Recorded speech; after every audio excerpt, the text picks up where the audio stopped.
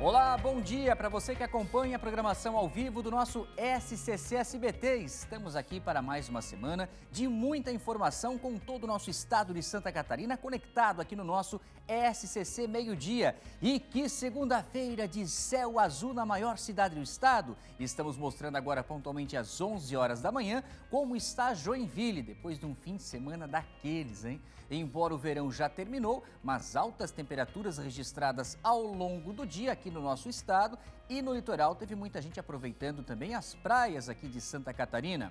De Joinville, vamos agora do norte ao sul do estado, dar uma olhada também na imagem ao vivo da cidade de Araranguá.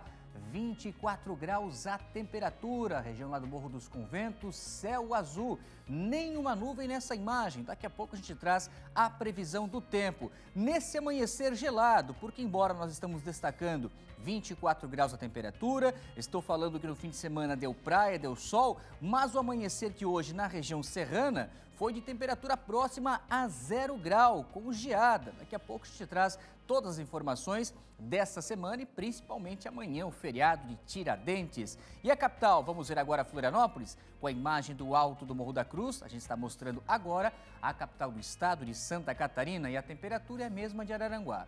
Em Florianópolis agora também 24 graus nesta segunda-feira de trânsito tranquilo, né? Tem muita gente já com o ponto facultativo e com isso não vimos nada de lentidão no trânsito aqui na região da Grande Florianópolis. Lembrando que hoje é dia 20 de abril, estamos na contagem regressiva, né? Para o centenário da Ponte Hercílio Luz, 23 dias faltando para o dia 13 de maio, onde nós vamos estar com a programação ao vivo, com diversas atrações, trazendo direto da cabeceira da Ponte Hercílio Luz essa data tão importante, o centenário da nossa ponte, principal cartão postal do estado de Santa Catarina. Vamos lá com as manchetes, com os destaques desta segunda-feira, um fim de semana violento aqui no estado. 4 mulheres foram mortas, entre elas mãe e filha, que você está vendo em destaque, que foram assassinadas. Essa menina, gente, havia acabado de passar no vestibular, iria cursar a faculdade de Ciências Contábeis quando foi morta. E o principal suspeito também foi encontrado sem vida no local, seria o padrasto dela, que adivinha, sempre a mesma história, né? Não aceitava o fim da relação com a mãe dela e tirou a vida das duas. Se não bastasse essa violência toda dessas mulheres que foram mortas, tivemos também um fim de semana lamentável no trânsito aqui em Santa Catarina, né, com diversas ocorrências de mortes. E também no sul do estado, daqui a pouco a gente vai trazer as imagens de uma invasão. Imagine você no seu quarto tranquilo quando de repente alguém pula e entra no quarto pela janela. Essa imagem que nós estamos mostrando é de outra câmera, porque a casa ela é monitorada. É tanto o quarto onde estava esse jovem, esse adolescente que reagiu a essa ação desse criminoso, como também nos demais cômodos da residência, né? Na cozinha, na varanda. Então toda essa cena dessa defesa dele sendo surpreendido por esse invasor foi registrada e daqui a pouco te traz os detalhes do que definiu a polícia sobre essa situação. Porque esse adolescente chegou a ser encaminhado na delegacia, mas será que ele realmente ficou preso ou foi liberado? Quem entendeu a justiça e a autoridade policial? Daqui a pouco a gente entra nessa história. E vamos falar dos acidentes que aconteceram aqui no estado. A nossa equipe fez um levantamento prévio. Vejam só, nós estamos vivendo um feriado de Tiradentes, amanhã expectativa de retorno nas estradas e nós estamos com um número de pelo menos 17 vidas que se foram. 17 pessoas que morreram em diversos acidentes. A ocorrência mais grave aconteceu no início da manhã de sábado, na região de Tuporanga, onde 5 pessoas que estavam dentro de um carro, após bater de frente um caminhão, não resistiram aos ferimentos. Daqui a pouco a gente traz um resumo dos principais casos de acidentes aqui em Santa Catarina. Vamos lá então com essa edição. Vamos juntos até 1h nessa segunda-feira, dia 20 de abril, com o nosso SCC Meio-Dia.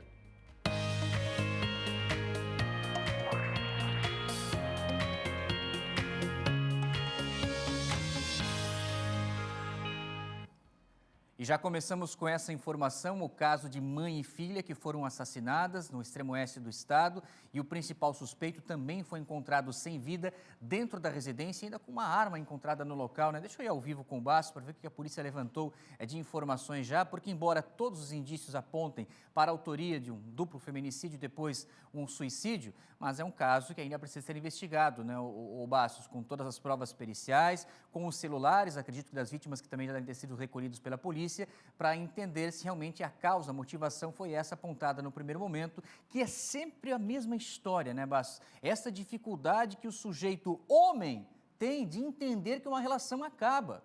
E quando acaba, é cada um para um lado. Mas é difícil, né? Porque a gente vê esses casos se repetindo aqui em Santa Catarina e só nesse fim de semana 4 mulheres foram vítimas.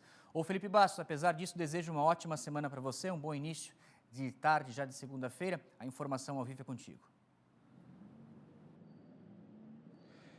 Muito bom dia, Zanotto. Bom dia para todo mundo que está acompanhando o SCC Meio Dia de novo, né, Zanotto? A gente começa mais uma semana trazendo esse triste caso lamentável, uma tragédia, como divulgou a própria Polícia Militar. A Polícia Civil já está investigando esse caso e, num primeiro momento, investiga várias hipóteses. Uma delas é um duplo feminicídio seguido de suicídio. É claro que nos próximos dias a gente deve ter atualizações sobre este caso lamentável, que foi registrado por volta das 10h30 da manhã deste domingo em uma residência no centro de Passos Maia, aqui no oeste do estado, viu? Mobilização deste caso que reuniu Polícia Militar, Polícia Civil, também Polícia Científica, e foi um vizinho, viu, Zanotto? O vizinho teria escutado disparos de arma de fogo dentro desta residência. Quando os policiais chegaram neste local, então, encontraram 3 mortos, ou seja, 3 corpos caídos no interior desta residência. As vítimas foram identificadas, né, infelizmente, uma mulher de 34 anos, a Tatiane Zanaro Rebelato, e a filha dela, Érica Zanaro Borges, de 19 anos. O terceiro corpo, então, é o do homem, suspeito por esse crime, de 55 anos. Ele seria ex-companheiro da Tatiane e o padrasto da jovem. De acordo com as primeiras informações, o homem teria ido até a casa da ex-companheira, onde teria efetuado disparos contra as duas. Na sequência, ele teria tirado a própria vida. No local, foi apreendido um revólver com munições deflagradas, além de 3 aparelhos celulares que foram recolhidos para análise. O subcomandante da PM, o Neivô Renson, ele mandou um vídeo para a gente atualizando e contando mais detalhes sobre esse caso bastante revoltante que aconteceu na manhã deste domingo aqui no Oeste. Vamos acompanhar. No local foi apreendida uma arma de fogo, um revólver calibre .357, arma esta possivelmente utilizada para o crime. Informações preliminares apontam possível crime de feminicídio seguido de suicídio. A Polícia Civil e a Polícia Científica foram acionados para comparecimento no local para seguimento da ocorrência. A Polícia Militar reitera que possui o programa Rede Catarina de proteção à mulher e que qualquer situação de violência doméstica deve ser denunciada para o acompanhamento do nosso programa. Pois é, então, a Polícia Civil já está investigando esse caso desde após o fato, na manhã desse domingo, então, e não descarta, né, Zanotto, aquela possibilidade de duplo feminicídio seguido de suicídio. É claro que outras linhas de investigação estão sendo apuradas, não estão descartadas neste primeiro momento, e claro que nas redes sociais a família, né, desta mulher e desta jovem lamentaram muito, até porque a Tatiane era professora e foi homenageada por colegas e alunos que destacaram a dedicação dela à educação. Já a Érica, né, que era filha da Tatiane, ela trabalhava em uma loja da cidade e também recebeu mensagens de despedida de amigos e também colegas. A motivação e a dinâmica do crime ainda estão sendo investigadas e novas informações devem ser divulgadas aí após a conclusão do inquérito. Se repete mais esse triste caso aqui em Santa Catarina, este caso no oeste do estado, e a gente deseja sempre, né, os sentimentos para os familiares e amigos dessas 2 mulheres que foram mortas aqui no oeste. Qualquer novidade, eu volto daqui a pouco aqui no SCC Meio Dia. Zanotto. Obrigado, Bastos. E é mais um exemplo, gente, daquela situação. Tem muita gente que acredita que a punição, aumentando a lei, a pena, vai evitar que o caso aconteça. Mas aqui ele tira a própria vida. Um sujeito que faz isso, o que ele vai se importar se ele vai ficar 10, 20, 30 ou prisão perpétua? É algo que nós precisamos mudar a conscientização lá no início, na educação. E a rede pública estadual e municipal que poderia dar esse primeiro passo, de levar esse tema e ter essa discussão dentro de sala de aula. É preciso falar sobre isso, é preciso falar sobre as emoções que, infelizmente, muitos sujeitos, homens, não conseguem controlar. de ter a perda, de ter a separação, de não aceitam, de ainda acreditar que a mulher é uma propriedade dele. É algo que precisa ser debatido na escola, na educação, na conscientização, preparar melhor os nossos jovens para esses relacionamentos que eles vão ter no futuro. Não basta a lei, não basta a legislação. É claro que é preciso ter uma lei que puna, mas em alguns casos nem ela é suficiente para evitar o pior, porque quando nós falamos da lei, aí o crime já aconteceu. São vidas que se vão, como esse caso que a gente vai trazer agora no sul do estado, de uma mulher de 27 anos, assassinada dentro de casa em Balneário Rincão. E o principal suspeito do crime? A Manuela Justino vem com a gente, atualiza a informação desse caso, ainda de uma outra situação também envolvendo violência contra a mulher em Araranguá. Esse caso é da Araranguá, a mulher tinha sido esfaqueada no pátio da residência, também não resistiu, foi levada ao hospital. Então são duas vítimas que nós temos também da violência doméstica, infelizmente, aqui em Santa Catarina, dessa vez na região sul. Emanuela Justino, uma excelente semana, bom dia, segunda-feira, começando a informação ao vivo contigo. Oi, Zanotto, bom dia para você, para quem nos assiste, boa semana também. Pois é, mais um fato triste, né? Mais um caso de feminicídio que aconteceu aqui na nossa região. Balneário Rincão foi ontem por volta das 6 horas da tarde. Bárbara Bagé tinha 27 anos e ela foi morta pelo próprio companheiro, de 31 anos. Inclusive, agora no final da manhã, a Polícia Civil informou que esse homem foi preso. Ele estava fugindo aqui do estado, ele foi preso em Itajaí e aí teve uma troca de informações das polícias que conseguiu, então, prender ele, que foi divulgado como as iniciais JAH, né, de 31 anos. Falando um pouquinho dessa situação, né, desse fato que aconteceu. Bárbara estava morta, ela foi encontrada morta na própria residência, no bairro Pedreiras, em Balneário Rincão.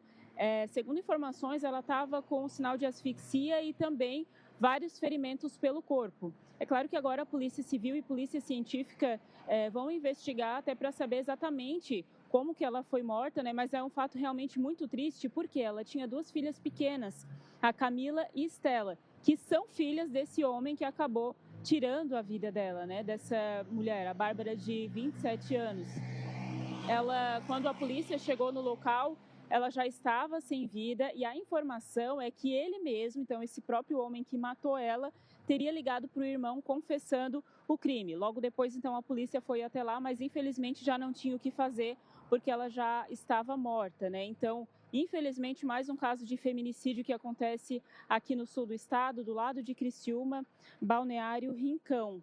E Zanotto, falando desse outro caso também de Araranguá, Jadina Vieira tinha 55 anos. Ela foi esfaqueada na quarta-feira da semana passada, no pátio de casa, mas o que mais intriga nesse caso também é que o homem que esfaqueou não tem nenhum tipo de relação, né? É um desconhecido da família. Toda a ação foi vista pela filha da vítima, né? Que falou que, na verdade, ele não era conhecido da família, mas ele sempre passava ali no local no mesmo horário, o horário em que a filha saía para a escola. Então, agora também uma outra investigação aí para a polícia. Até que na quarta-feira passada ele acabou abordando ali essa senhora, esfaqueou, ela ficou internada no Hospital Regional de Araranguá desde quarta-feira, mas ontem também acabou falecendo, né? Ela morreu ontem no hospital com várias facadas, diversos ferimentos, principalmente na região da barriga.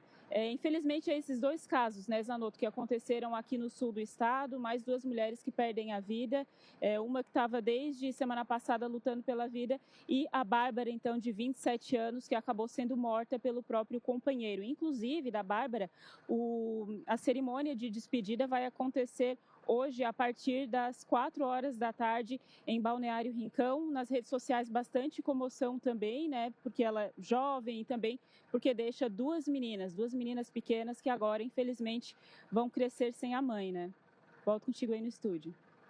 Obrigado, Manuela. Que outro debate, a gente falava até recentemente, né, da campanha que foi feita pelo Ministério Público do Estado de Santa Catarina. Infelizmente, nós estamos nesse ritmo, né, contabilizando mortes de mulheres aqui no estado e ainda nem chegamos a falar sobre essa situação, né, dessas crianças que ficam órfãs de mãe, né? Ou quando o pai é preso, pior ainda também, né, envolvendo essa questão da violência doméstica. E agora aqui esses 2 casos do sul do estado, os outros 2 do oeste. E tem uma informação que a gente vai trazer ao vivo agora com a Grazi, porque aqui Eu tenho uma dúvida, Grazi Bieli, não sei se a polícia já tem uma conclusão, mas não dá para a gente cravar que é um caso de feminicídio ou homicídio, mas envolvendo mulher, né? Porque era uma agricultora que estava trabalhando numa área rural, afastada da região ali do centro de Alfredo Wagner, que foi encontrada sem vida nesse fim de semana. Acho que foi no sábado, né, Grazi? Uma ótima semana para você, muito bom dia. A informação ao vivo é contigo, Bieli. Muito bem, bom dia a você, Zanotto, bom dia a todos que nos acompanham. Pois é, a informação que chega para a gente da Polícia Militar e da Polícia Civil é de que sábado pela manhã, então, teria ocorrido este crime que tirou a vida de uma mulher de 26 anos lá na cidade de Alfredo Wagner, região da Grande Florianópolis.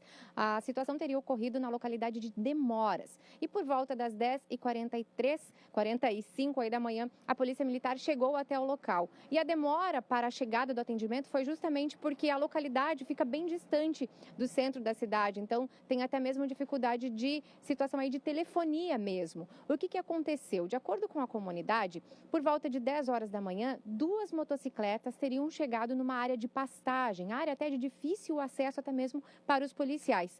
Uma das motocicletas era dirigida aí por um homem e outra por uma mulher. Essas pessoas entraram nessa área de pastagem e minutos depois, então, teriam ouvido 4 disparos de arma de fogo. Quando a polícia chegou no local, já encontrou essa mulher de 26 anos sem vida. A Polícia Civil também foi acionada e foi até o local para tentar entender e já analisar os fatos por ali mesmo. E depois dos disparos, de acordo com a comunidade, uma das motocicletas deixou o local, ou seja, provavelmente o autor acabou saindo de lá tempos depois de ter feito os disparos. Já lá no local com a Polícia Civil, enquanto analisavam toda a ocorrência, um homem foi até o local e se disse ser o marido da vítima. Aí é que vem toda a situação que ainda está sendo investigada.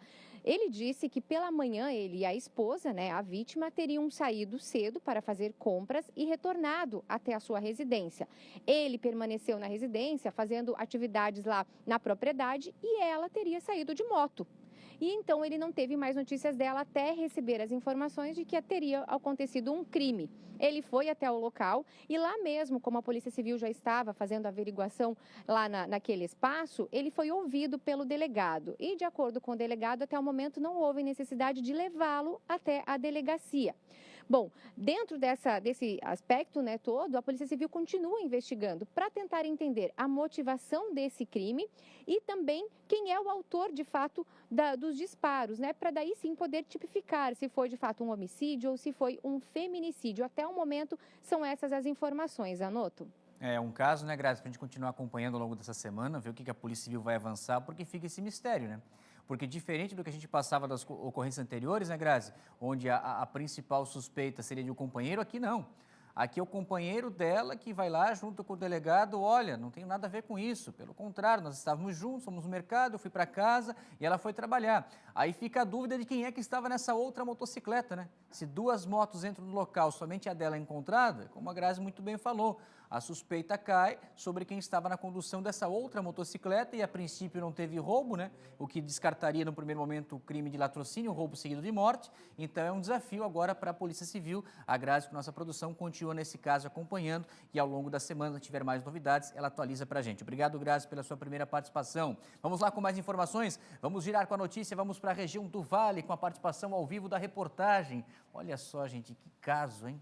Competição de mountain bike acontecendo em Pomerode. Pomerode é a rota do ciclismo aqui nacional, vocês sabiam? É uma cidade que proporciona essa modalidade esportiva. Mas, lamentavelmente, nós tivemos, durante um evento que aconteceu nesse domingo em Pomerode, o caso de um ciclista que perdeu a vida. E o Paulo César vai trazer mais detalhes para a gente. PC, um ótimo início de semana. A informação ao vivo, direto de Blumenau, é contigo. Bom dia, Henrique Zanotto. Uma semana abençoada e acima do ótimo para todos nós. O acidente aconteceu em uma trilha entre os bairros Pomerode Fundos e Ribeirão Areia. Foi no final da manhã deste domingo. Era uma descida acentuada da prova. Para explicar para o pessoal de casa, a gente separou imagens dessa prova. É uma tradicional prova de mountain bike. É o Desafio dos Rochas. A gente tem as imagens para mostrar de uma prova da edição realizada no ano passado. A gente mostra essas imagens para o pessoal entender como é que é essa prova, o percurso, a prova que reúne todos os anos centenas de ciclistas de todo o Brasil. Foi durante o Desafio dos Rochas, então, tradicional competição, e a prova ela tem trilhas, subidas, descidas, terreno com muitas dificuldades, trechos com irregularidades. É para aventureiros, é para quem ama realmente o esporte, é para aqueles que gostam de desafios, é para quem tem esse espírito aventureiro. Então, o acidente aconteceu no final da manhã com um experiente ciclista de 57 anos. Era uma descida acentuada. Em um determinado momento, quando ele descia, ele se desequilibrou, sofreu a queda e bateu violentamente com a cabeça. Os socorristas foram acionados pela equipe de apoio do evento, que informou aos socorristas que o competidor foi encontrado em parada cardiorrespiratória com sinais de traumatismo craniano. Quando os bombeiros chegaram ao local, os próprios integrantes da organização da prova já realizavam manobras de reanimação. Para chegar até a vítima, os bombeiros utilizaram uma viatura 4x4, além de uma ambulância com equipamentos de resgate.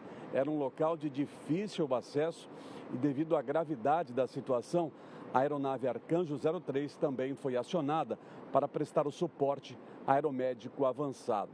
Equipes do grupo de resgate em Montanha de Joinville também auxiliaram no atendimento. E apesar de todos os esforços, de toda a mobilização dos socorristas e também da equipe da organização, não foi possível recuperar e evitar a morte do competidor.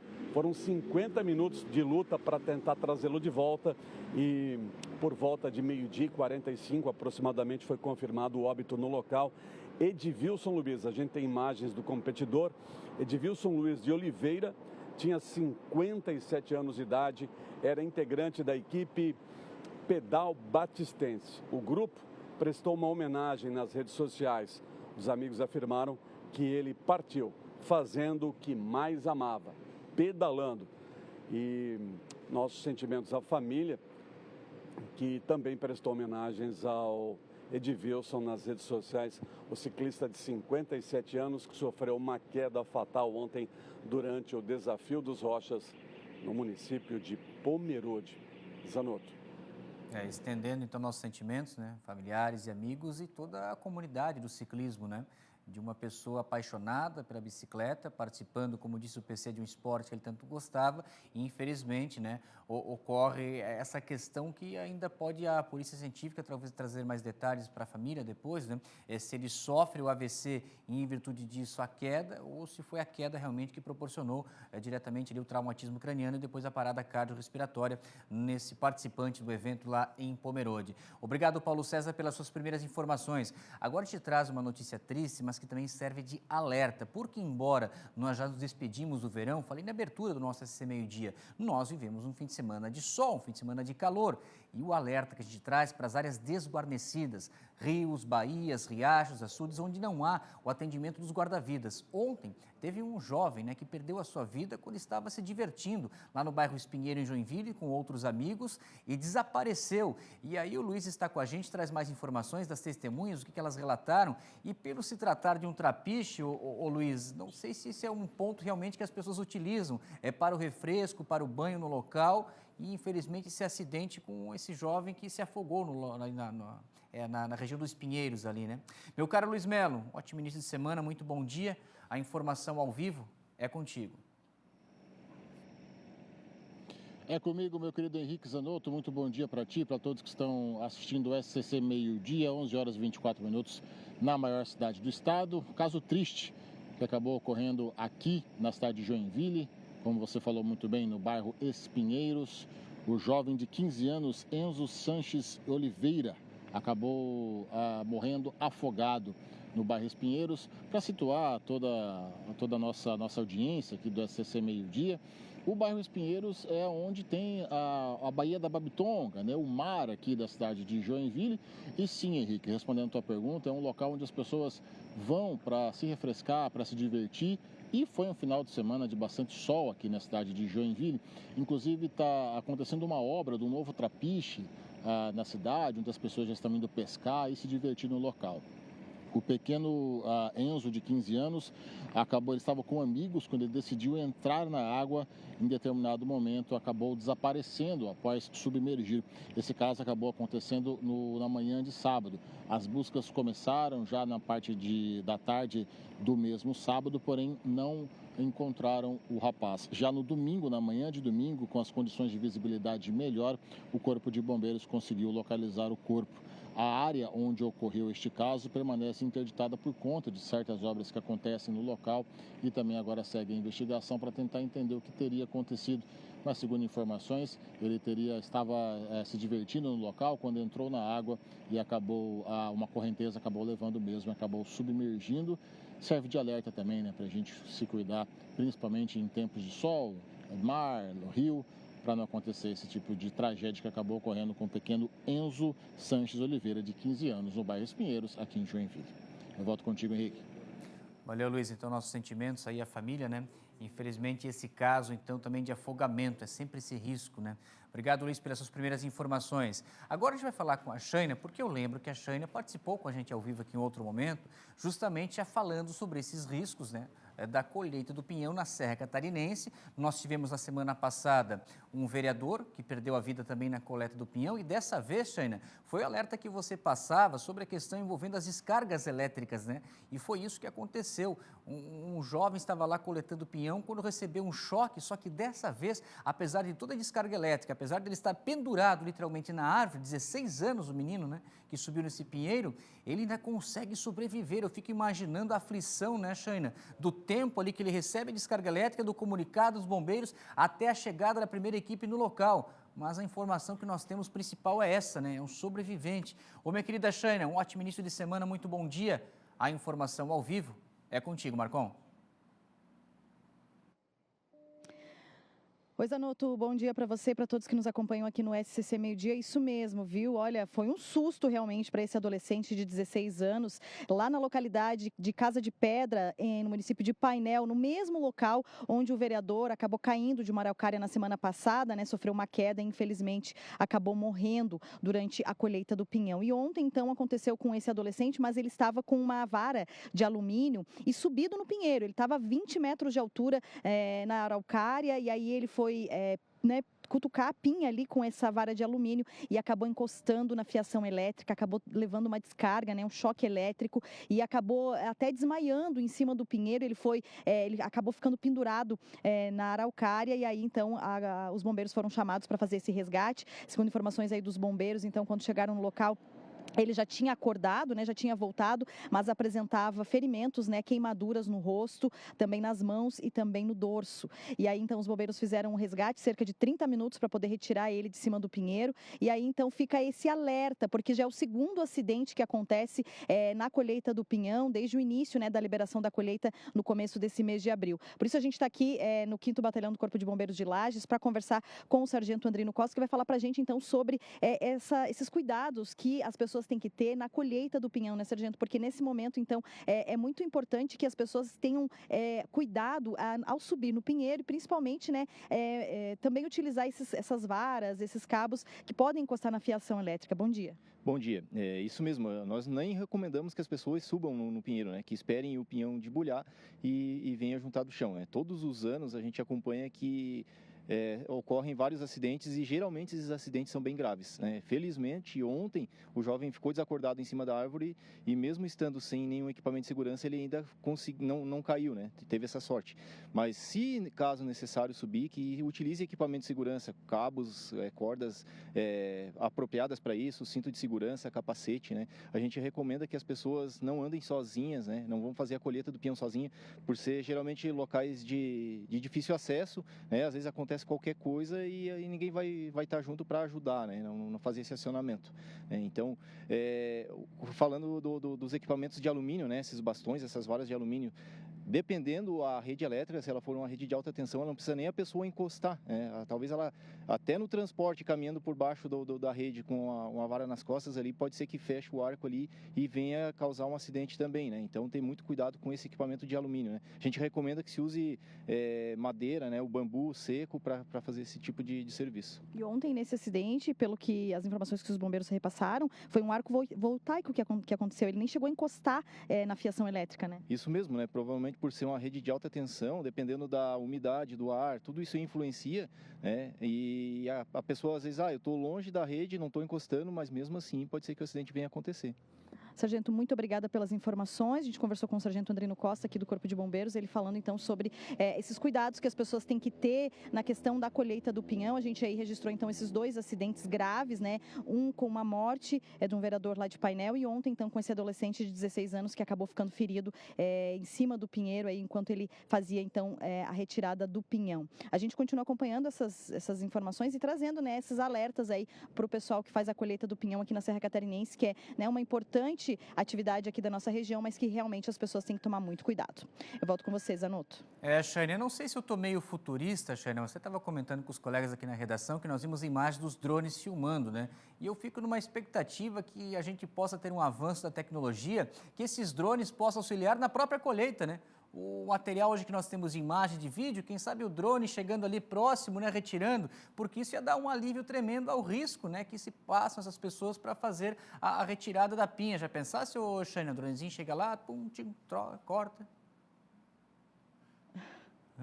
Seria muito bom, né, Zanotto? A gente aguarda para quem sabe a tecnologia possa avançar e esses drones auxiliarem aí a só tocar o drone, tocar lá na pinha e a pinha cair para o pessoal não precisar mais subir nas araucárias. Mas é que essa atividade é uma atividade aí milenar, né? Então, na época já dos índios, eles já subiam nas araucárias para retirar as pinhas e aí o pessoal aqui na Serra Catarinense tem esse costume que é uma tradição aqui da Serra, mas claro que depende, como o sargento falou, né? Tem que ter os equipamentos de segurança para poder subir, porque é muito perigoso, né? Imagina, ontem esse adolescente estava a 20 metros do chão e poderia ter caído, né?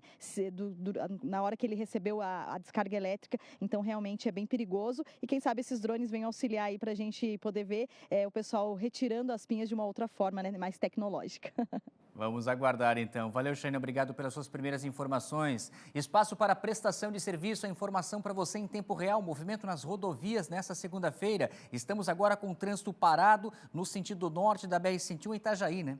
Itajaí, então ali o trânsito sempre complicado, ainda mais nesse momento que nós estamos vivendo ainda esse tempo bom, que atrai muitas pessoas ao litoral, mas com o trânsito normal do dia a dia, você acrescenta esse volume intenso, fluxo e essa lentidão que nós temos ali na região de Itajaí, no sentido norte da BR-101.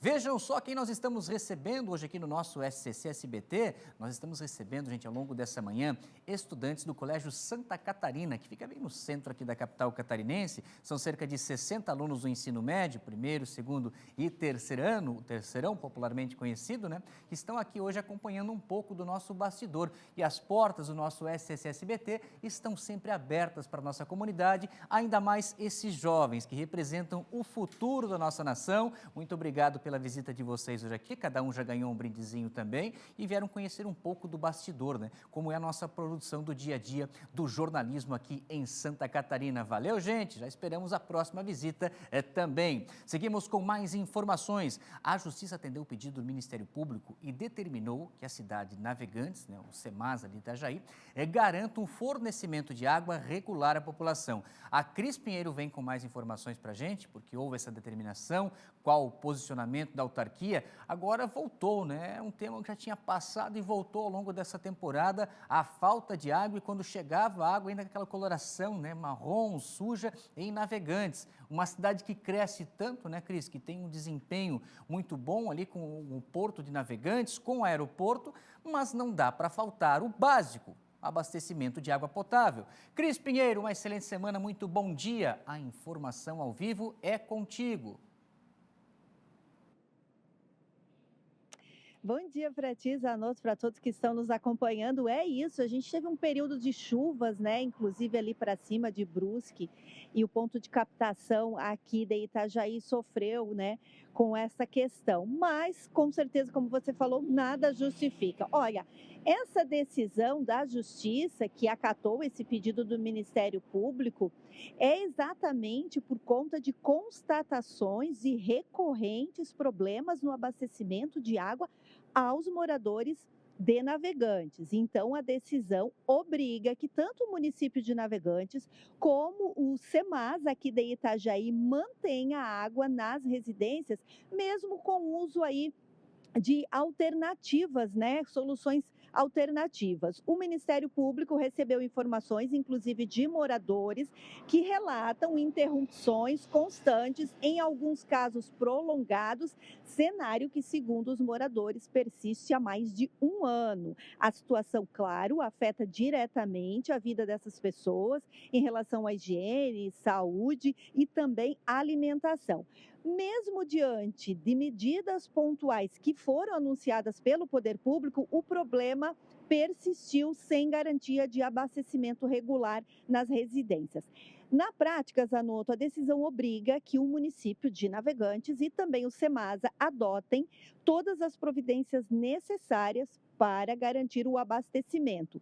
Caso o sistema normal de distribuição não seja suficiente, devem ser fornecidas soluções alternativas, como, por exemplo, o uso do caminhão-pipa para evitar que a população fique sem a água. Em caso de descumprimento, está prevista uma aplicação de multa diária, cujo valor vai ser fixado posteriormente pela Justiça. O município e SEMASA têm até esta semana para fazer essa resposta, dar essa resposta para a Justiça. A gente lembra que Navegantes depende da água do SEMASA de Itajaí. A cidade possui apenas uma estação de tratamento, é a estação de tratamento de Pedreiras, que atende apenas o bairro Gravatá. Em notas, Zanotto, a SEMASA informa que até o presente momento não houve ciência de qualquer decisão, bem como intimação ou citação em qualquer processo judicial, que, segundo o município de Navegantes, a referida ação tramita em segredo de justiça, o que impede qualquer acesso aos autos, que o SEMASA mantém com o município de Navegantes um contrato de fornecimento, onde a autarquia cumpre aí sua obrigação de entregar água por meio de 2 travessas sob o rio Itajaí-Açu, com hidrômetros instalados aí em Navegantes. E cabe ao município de Navegantes o transporte dessa água, também a reserva dessa água e o controle da qualidade na rede para os moradores de Navegantes. Eu solicitei a nota, né, informações, a posição do município de Navegantes, mas até agora eu não recebi, Zanotto. Assim que eu receber, eu vou passar aqui ou durante a nossa programação, no portal SCC10 também. Volto contigo. Porque isso evidencia a falta de preparo, né, das cidades, né? A falta de infraestrutura, porque o rio está ali, né, Cris? Não precisa ir longe. O rio Itajaí-Açu está ali, água não falta. O que falta? Infraestrutura, geralmente de captação, para captar essa água, para dar o tratamento necessário e distribuir a uma cidade que cresce. Navegantes cresce. E falo isso, Cris, porque passei aí minha adolescência, todo fim de ano a gente saía de Blumenau e ia para Navegantes. E quem viveu essa época aí dos anos 90, início de 2000, chega em Navegantes hoje, é uma outra cidade, gente. Eram poucos prédios. Hoje, a cada quadra tem um prédio em construção. Tem agora lá o alargamento da praia, que vai acontecer ali no Gravatá, né? Todo esse espaço, olha só, cidade linda, crescendo. E aí o básico, que é o fornecimento de água, não pode pecar nisso. Então é preciso investir em infraestrutura, né? Os municípios ali, como falou a Cris, Itajaí, Navegantes, o governo do estado também auxiliando para melhorar isso, para que Navegantes possa manter esse ritmo de crescimento, mas organizado, né? E o fornecimento de água potável para essa cidade tão importante aqui do estado de Santa Catarina, que é o município de Navegantes. Obrigado, Cris, pelas suas primeiras informações. Gente, lembrando que hoje, logo após o nosso SCC Meio-Dia, programação pra lá de especial. Vamos comemorar os 5 anos do A Tarde é Nossa. Olha só o que te espera para essa edição de aniversário dos 5 aninhos. Roda aí! Você está convidado para uma grande festa. Olha só. Vai ter alegria. Vai ter diversão. Fortaleza! vai ter emoção. Entregar pra Viviane, ela merece! Um programa para ficar na história. Não chora, minha China véia. Nesta segunda, logo após o SCC meio-dia, vamos celebrar meia década do A Tarde é Nossa! A Tarde é Nossa, e como são 5 anos, então o programa especial já começa 5 minutos mais cedo. Hoje, a partir da 1 hora da tarde, essa edição pra lá de especial para comemorar os 5 anos do A Tarde é Nossa. Diversão e entretenimento para todo o estado de Santa Catarina, aqui no nosso SCC SBT, a TV mais querida da sua família. E daqui a pouco a gente volta com as informações desse fim de semana lamentável do trânsito aqui no estado. Pelo menos 17 pessoas perderam suas vidas em acidentes. Essa imagem que nós estamos mostrando foi o caso mais grave, né? Mãe e filha e mais 3 homens que estavam dentro de um veículo que foi atropelado por um caminhão, porque a informação que nós temos é que o condutor do carro, né, teria invadido a pista contrária. Daqui a pouco a gente vem com os detalhes dos acidentes que marcaram o fim de semana aqui em Santa Catarina. Agora, Israel me dá imagem ao vivo, a gente mostra o sul da ilha, região da costeira do Pirajubaé, SC 401 Sul, e essa calmaria toda na Bahia Sul, hoje com pouca influência de vento aqui na capital do estado. Intervalo comercial, voltamos na sequência com essas e outras informações.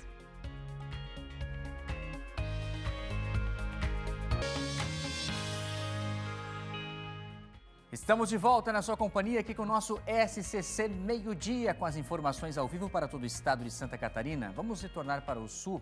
Dá uma olhada nessas imagens, gente. A Emanuela já vai chegar na sequência com mais informações, mas as imagens são provas periciais que servem para a polícia ter toda a dinâmica da ação, que mostra primeiro o sujeito no quarto, quando alguém invade o quarto pela janela, né, e começa essa luta corporal. Ali quebra a cadeira, um para cima do outro, e não fica somente nesse cômodo da residência, né? Esse desentendimento, essa briga, ela também vai para o lado de fora, quando ele pula a janela. E a Emanuela tem mais informações da polícia, porque desse caso nós tivemos então a morte do invasor, e teve no primeiro momento a prisão, né, Manu? E aí você atualiza para a gente se o proprietário da casa ali, se o adolescente, ficou preso ou foi liberado, o que entendeu a justiça, e o que chama atenção é isso, né?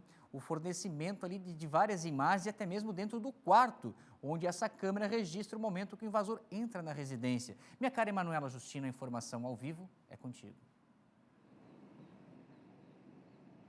Pois, Anoto, exatamente. Essa imagem chama muito a atenção, né? Até porque aí, segundo a gente vê no vídeo, mostra esse invasor, né, de 42 anos, ele entra ali pela parte de fora, ele está com uma blusa na cabeça e ele olha pela janela e no quarto está o adolescente de 17 anos. Ele estava mexendo no celular quando, de repente, é surpreendido e eles começam ali uma luta corporal. Esse vídeo inteiro dura mais ou menos uns 2 minutos, tá? Essa luta corporal.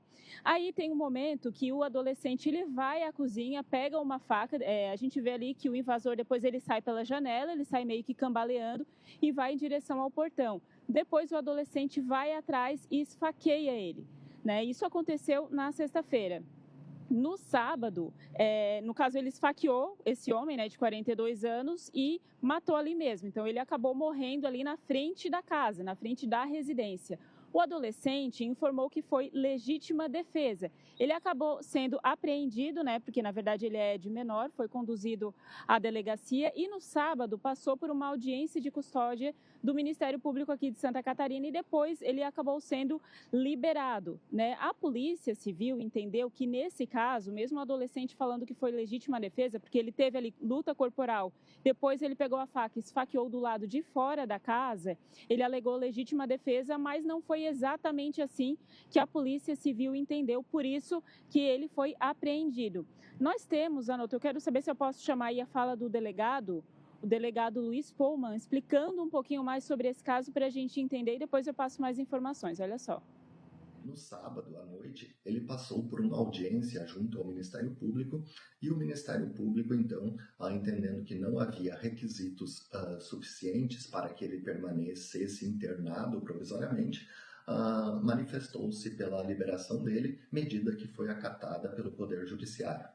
Agora, o trabalho de investigação prossegue a fim de juntada dos últimos laudos que a Polícia Científica está efetuando E também o adolescente vai responder ao ato infracional, análogo ao crime de homicídio, em liberdade, a princípio, e pode ser internado até 3 anos, conforme o Estatuto da Criança e do Adolescente.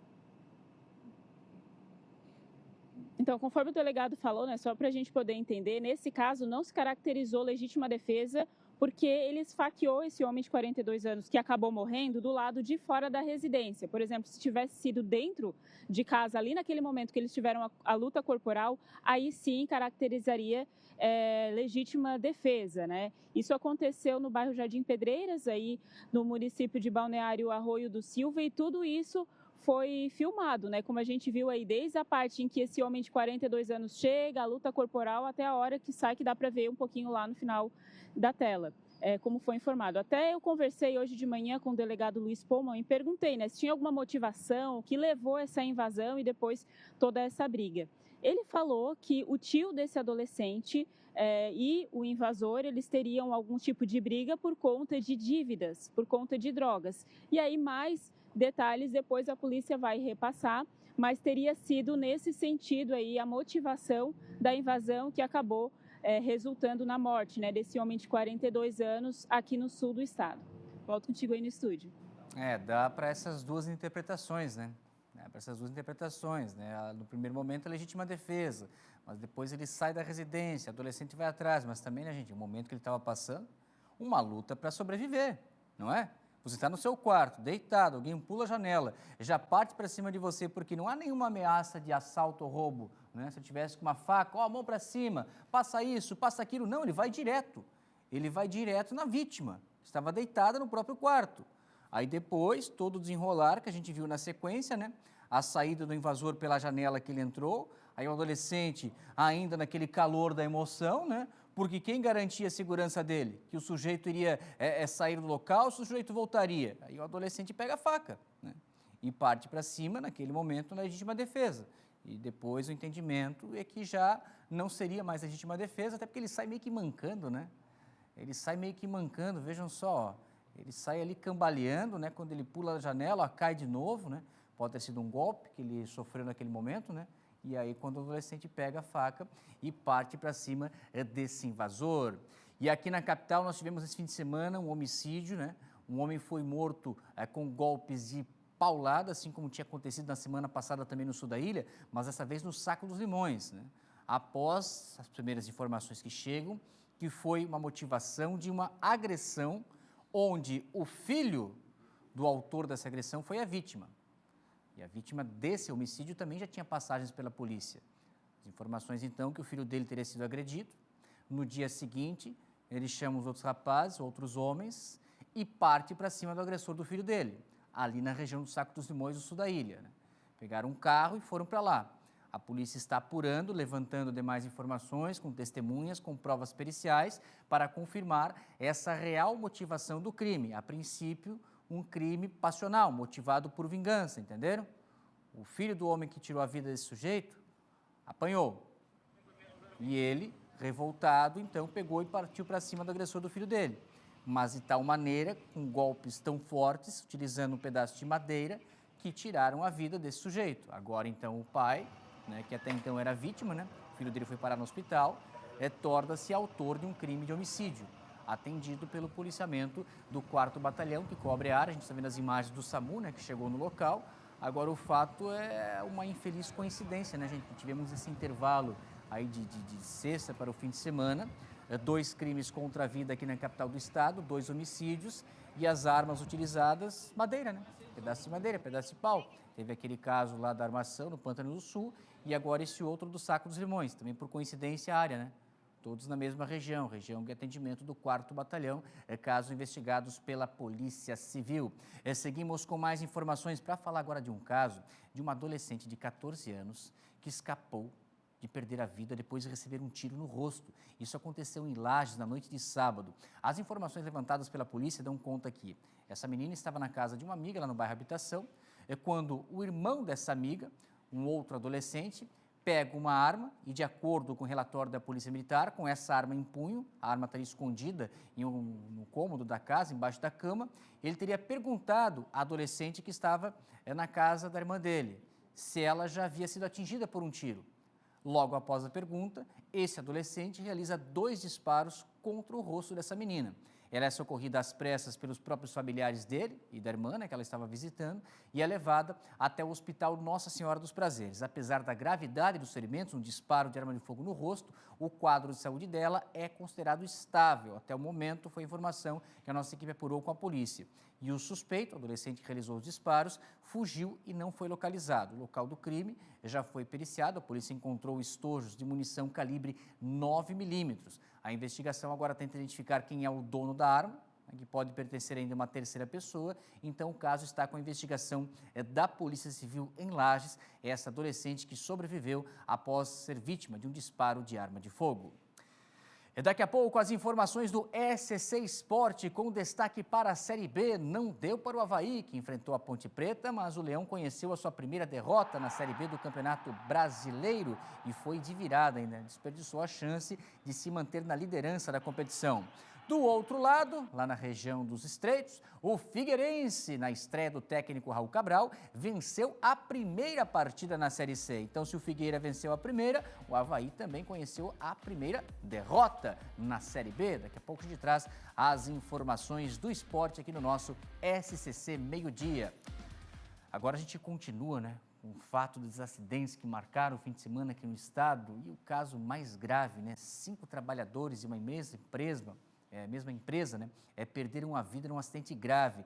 Foi uma colisão frontal, aí o carro ficou totalmente destruído. É o Paulo César que vem com mais informações, PC, que no primeiro relatório, pelas informações que eu obtive, tudo leva a crer, pelo levantamento da Polícia Militar Rodoviária, que foi aquela chamada invasão de pista contrária. E aí um carro batendo de frente com um caminhão, dificilmente teríamos sobreviventes, o Paulo César? A informação ao vivo é contigo. Isso mesmo, Henrique Zanotto. O grave acidente aconteceu na rodovia SC-110, na localidade do Bela Vista, no município de Ituporanga. Eram quase 7 horas da manhã do sábado, quando o Fiat Uno bateu violentamente contra um caminhão bitrem. A gente tem as imagens para mostrar. Dá uma olhada no tamanho do BO. Olha como o Fiat Uno ficou completamente destruído. Os 5 ocupantes do automóvel não sobreviveram, Zanotto. As vítimas ficaram presas entre as ferragens e o veículo, a gente mostra essas imagens, tristes imagens, um veículo completamente destruído. Entre os mortos estavam mãe e filho de nacionalidade argentina, eles eram de Misiones. Eles foram identificados como Lúcia Pedroso, de 41 anos, e Luciano Pedroso Cordeiro, de 19 anos. Também morreram no acidente Robson de Souza, de 39 anos, da Bahia, Samira Gomes de Souza, de 24 anos, de São Paulo, e José Nilton de Souza, de 41 anos, de Pernambuco. O Fiat Uno transportava trabalhadores de uma empresa cerealista do município de Ituporanga, de acordo com a Polícia Militar Rodoviária. E Zanotto, isso mesmo, de acordo com informações da PMRV, o automóvel seguia no sentido Ituporanga-Vidal Ramos, quando, ao fazer uma curva, o veículo invadiu a pista contrária e bateu de frente com o caminhão que vinha no sentido oposto, no sentido contrário. O motorista do caminhão não se machucou. Os nossos sentimentos à família, mais um grave acidente registrado no Vale do Itajaí. Zanotto. E um alerta que a gente pode trazer também, Paulo César? A gente pegar esse caso que você menciona, os outros acidentes que aconteceram, com esse número elevadíssimo de mortes, mas a principal causa é essa que você mencionou agora, a colisão frontal, que é uma característica das nossas SCs, porque as BRs, por exemplo, a 101 já duplicada, a 470, bom trecho já duplicado, e evita esse tipo de acidente, Não há mais a colisão frontal, porque, obviamente, há a mureta divisora no meio de pista. Agora, as SCs, esses acidentes acontecendo com frequência. Obrigado, Paulo César. Daqui a pouco ele volta com mais informações. Trazer um caso para você, gente, que também teve essa infeliz coincidência no número de vítimas, que foi um carro da Secretaria de Saúde aqui de Santa Catarina, do município de São Bernardino. São Bernardino, gente, fica lá no extremo oeste, ali próximo a São Lourenço do Oeste, próximo a Campo Herê, quase já na divisa do nosso estado com a Argentina. E esse pessoal foi buscar o atendimento médico lá no Paraná. E quando retornava para o município de São Bernardino, né, o pessoal com veículo da Secretaria de Saúde aqui de Santa Catarina, se envolveu num acidente na PR-158. E nós tivemos a confirmação nesse fim de semana da 5ª vítima, né? 4 pessoas morreram no local e ainda uma 5ª vítima depois foi levada ao hospital, mas não resistiu ao acidente, né? A dona Rosane Bruneto, a Marli Goulart, o Tarcísio Pereira da Luz, que era o motorista do carro, a Regiane Cordeiro e a dona Tereza Goulart. Também possível aqui 2 familiares, né? A Marli e a Tereza. Porque, de acordo com as informações que nós obtivemos, o carro da Secretaria Municipal de Saúde transportava 6 pessoas, porque é uma Chevrolet Spin, né, tem capacidade para isso, para atendimento médico em Pato Branco, né? A Tereza Goulart e outra vítima foram socorridas, encaminhadas a hospitais e na tarde de ontem a funerária confirmou a morte dessa senhora. O condutor do outro veículo envolvido foi atendido e levado para atendimento médico.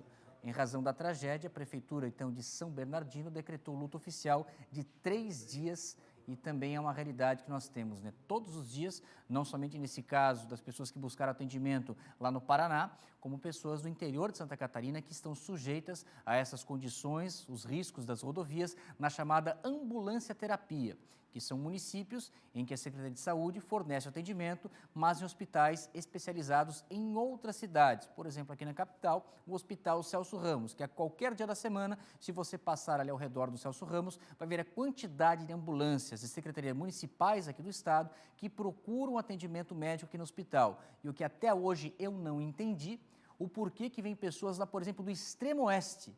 Não seria muito mais fácil levar o atendimento especializado para próximo, né? Que cada região tivesse um hospital para que essas pessoas não precisassem ficar atravessando o estado em busca de atendimento médico. Foram 17, né? 17 mortes no trânsito aqui em Santa Catarina. A gente vai trazer mais informações agora no giro que eu gravei hoje pela manhã de outros casos graves que resultaram em mortes, em acidentes, em rodovias, e o destaque é para isso, para a colisão frontal, que foi a principal causa apontada até agora. Vejam só. Tragédia na SC 350 em Lebon Regis. Uma colisão frontal causada por um motorista embriagado resultou na morte de um homem e de um bebê de apenas 7 meses. O condutor, que causou o acidente, foi preso em flagrante após o teste do bafômetro confirmar o crime. Um motociclista de 25 anos morreu na SC 110 após bater de frente com um carro em Vidal Ramos, no Alto Vale do Itajaí. O corpo de bombeiros foi acionado, mas a vítima não resistiu aos ferimentos e faleceu no local do acidente. Uma batida entre 2 carros na BR-282 em Alfredo Wagner deixou uma mulher morta neste domingo. O acidente ocorreu no quilômetro 75, mobilizando equipes de resgate e causando bloqueios temporários na via. Queda na SC 410 em Canelinha. Um motociclista de 37 anos perdeu o controle da direção e bateu violentamente contra uma rotatória. A vítima foi encontrada já sem vida pelos socorristas. Na SC 480, em Ipuaçu, no oeste do estado, um motociclista de 32 anos teve a perna amputada após ser atingido por um carro que tentava fazer um retorno na via. Ele chegou a ser levado ao hospital em estado crítico, mas não resistiu aos ferimentos e morreu após o socorro. Uma motorista morreu após uma batida frontal violenta entre o carro que ela conduzia e um caminhão na BR-163, em Dionísio Cerqueira. O impacto foi tão forte que o veículo de passeio ficou completamente destruído. Outro caso, viram colisão frontal nas informações na voz da nossa querida Grazi Biali. Olha, nesse momento, quem passa pelo quilômetro 45 da BR-282, há o atendimento de um carro com problema mecânico. E na mesma rodovia, também na 282, nós estamos hoje com aquele sistema Siga e Pare. O trânsito chegou a ser parcialmente bloqueado ali na altura do 211, em função dessa manutenção, né?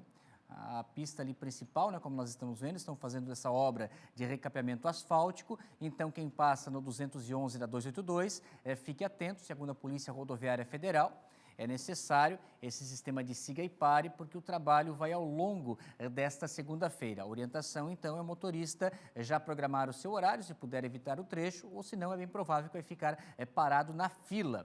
Então, manutenção acontecendo no 211 e aqui mais próximo da capital, em Rancho Queimado, no quilômetro 45 agora, também o trânsito fluindo em meia pista, porque é um veículo com problema mecânico. Tudo isso acontecendo na nossa BR-282. Por falar em rodovias, quem vai passar pela 470 em Blumenau hoje à tarde, também tem um recado importante. É que o trecho ali no quilômetro 59 será totalmente interditado das 4 horas até as 5 horas da tarde. No sentido litoral. no sentido oeste, perdão, quem vai de Blumenau para Indaial. Sentido oeste, quem vai de Blumenau para Indaial é trânsito interditado, porque, segundo o DENIT, é necessário fazer essa interdição para permitir o avanço das obras de duplicação da rodovia, que segue em andamento no trecho. O DENIT também alerta que, em caso de condições climáticas desfavoráveis, o que não tem previsão para chuva para hoje, o cronograma da operação poderá sofrer alterações. Então, portanto, das 4 às 5, quem vai de Blumenau para Indaial, fique atento que o trânsito vai estar totalmente bloqueado. Vamos lá com mais informações ao vivo aqui no nosso SCC Meio-Dia, porque lá no norte do estado segue as obras de dragagem ali na região de Itapoá. Cerca de 70% da obra foi concluída. E agora o Luiz vem com mais informações para a gente, porque é um caso aguardado, principalmente pela comunidade da pesca, há muito tempo, né, ô Luiz? Esse espaço que conecta agora o rio ao mar, o que dá uma agilidade tremenda no serviço desses pescadores. E aí você traz a informação ao vivo para a gente, Luiz.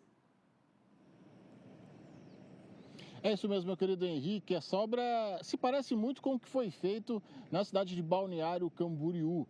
Então, está acontecendo ali na cidade de Itapoá, como você falou muito bem, cerca de 70% dessa obra já foi realizada e teve uma pequena pausa, porque a draga Galileu Galilei teve que ir para a Europa fazer uma manutenção, ficou 2 meses fazendo essa manutenção e está de volta ao Brasil para continuar as obras ali na cidade de Itapoá. Cerca de 4 milhões de metros cúbicos de areia já foram colocados nas praias de Itapoá, o maior projeto de alargamento do país. E essa semana também, esse final de semana, teve algo muito importante ali, que foi a abertura do canal do rio Saimirim, que aconteceu no último sábado ali na cidade de Itapoá, e é um momento considerado histórico para a cidade, justamente porque agora tem essa saída do rio para o deságue ali no mar. Itapoá cresce muito por conta dessa obra, principalmente esse investimento do Porto de São Francisco, bem como do governo do estado, para que tenha mais turismo e também seja beneficiado o Porto de Itapoá. É a Galileu Galilei de volta agora à praia de Itapoá, litoral norte, para a continuação dessa obra. Eu volto contigo, Henrique. Valeu, Luiz, obrigado pelas suas informações. Continuamos com as notícias do mundo náutico, porque o fim de semana foi marcado pelo encerramento da temporada dos cruzeiros do nosso litoral norte do estado. O último navio atracou no sábado, mas a cidade já celebra os resultados positivos. E a Cris Pinheiro vem com informações para a gente, os números dessa temporada 2025-26, a quantidade de embarcações que chegaram e atracaram aqui no nosso litoral para desfrutar de todas as nossas belezas, ainda mais viajando no transatlântico. Minha querida Cris Pinheiro, a informação ao vivo é contigo. A quantidade de embarcações e de turistas que desembarcaram aqui em região, né? Aqui em Itajaí, na região, né, Zanotto? O Porto de Itajaí e o município estão celebrando, sim, esse número positivo desta temporada, que iniciou em 30 de novembro do ano passado e encerrou, como você falou, no dia 18, sábado agora, aqui em Itajaí. Foram mais de 200 mil turistas que circularam aqui em Itajaí e região.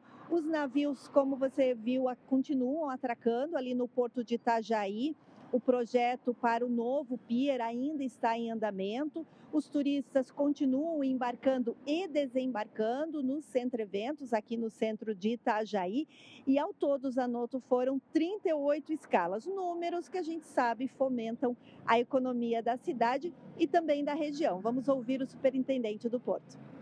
São cerca de 200 mil pessoas a cada temporada que acessam o nosso terminal, visitam a cidade de Itajaí e as cidades da região, consumindo nos comércios locais e ajudando a movimentar a economia. Tem estudos que apontam que cada turista que chega no nosso terminal gasta, em média, R$ 600 por dia na cidade e região, o que é um impacto econômico significativo. Além disso, a CLIA, a Associação do Setor, apontou recentemente que Itajaí atingiu o 2º lugar no ranking de maior movimentação de turistas no Porto.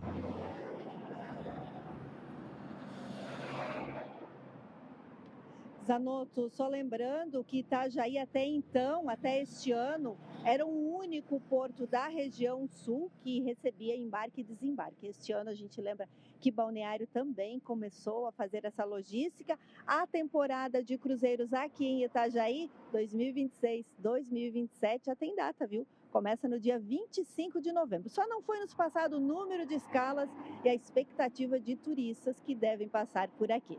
Volto contigo. Valeu, Cris. Muito obrigado pelas suas informações. É o chamado turismo limpo, né? Que vem, aproveita o nosso estado, abastece a nossa economia e leva sempre boas recordações, boas imagens da nossa Costa Verde Mar, do nosso litoral norte do estado de Santa Catarina. E quem sabe um dia a capital do estado também possa receber essas embarcações, que por enquanto, aqui em Florianópolis, a gente fica só assim, ó, só olhando, lá de longe, navio passando. Porque aqui não dá, né? É uma ilha, né? Onde é que já se viu uma embarcação parar, atracar numa ilha? Aliás, a obra da Marina começou, né? Começou aonde? Que botaram uma cerca ali e também parou, né? Foi só no aniversário da cidade, aquela cerimônia toda, botaram uma cerca, aí você passa ali na beira-mar norte e olha, só tem as garças.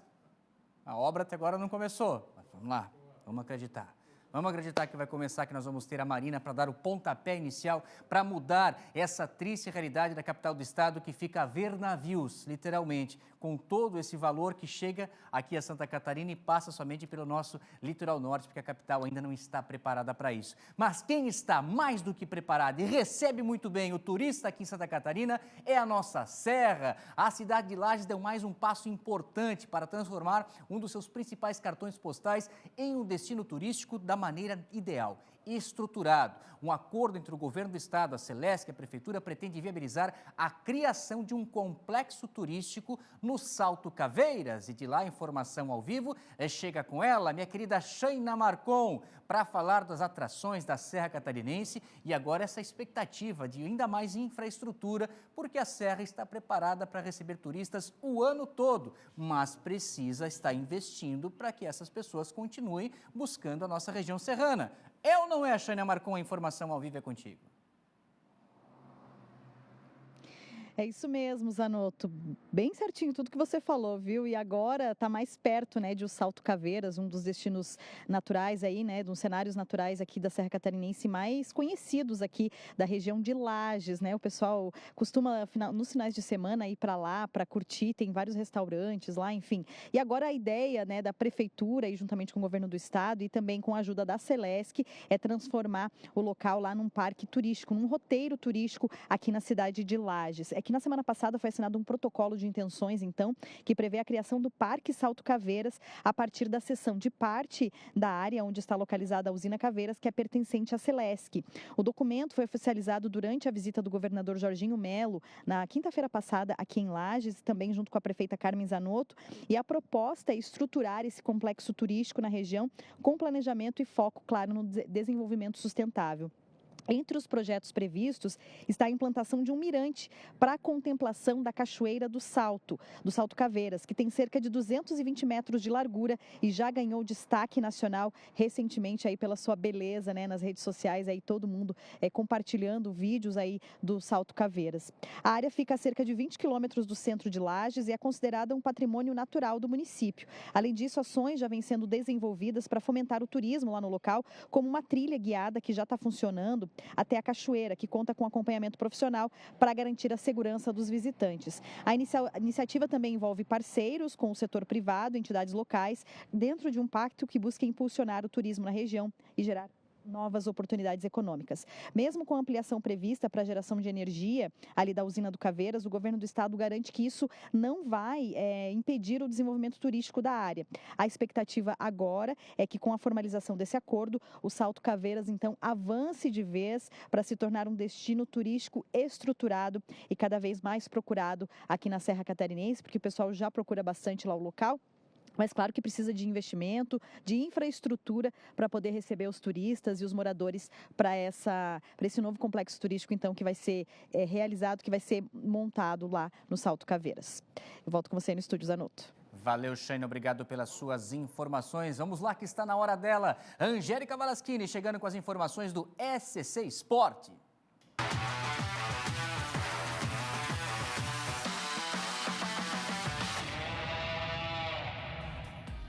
Valeu, Zanottinho! Olá pra você que tá em casa, segundou e olha, muita informação do nosso futebol, do nosso campeonato brasileiro. E a gente começa falando da Série A do campeonato, Chapecoense, que não tá fácil, né? Não tá fácil a vida da Chape. pela 12ª rodada da Série A, a Chape amargou mais uma derrota. E dessa vez, gente, goleada. Resultado que deixa o Verdão do Oeste uma situação complicada na tabela. Olha só. Antes da bola rolar na Arena Condá, homenagem ao ídolo do basquete brasileiro Oscar Schmidt, que nos deixou na sexta-feira. Dentro de campo, a Chapecoense perdeu de goleada para o Botafogo. O Verdão do Oeste, quem teve a primeira jogada ofensiva com um chute de fora da área de Bruno Leonardo. Mas o Botafogo abriu o placar aos 10 minutos. Cobrança de escanteio de Alex Telles, rasteiro, Edenilson, livre de marcação, mandou para as redes. E não demorou muito para o Botafogo ampliar. Matheus Martins fez boa tabelinha com Danilo para meter no cantinho e fazer mais um. E de cabeça, o time carioca fez o terceiro. Vitinho pela direita cruzou e Edenilson fez mais um. No finalzinho do primeiro tempo, a Chape descontou. Marcinho, na entrada da área, fez boa jogada e num chutaço marcou para o Verdão do Oeste.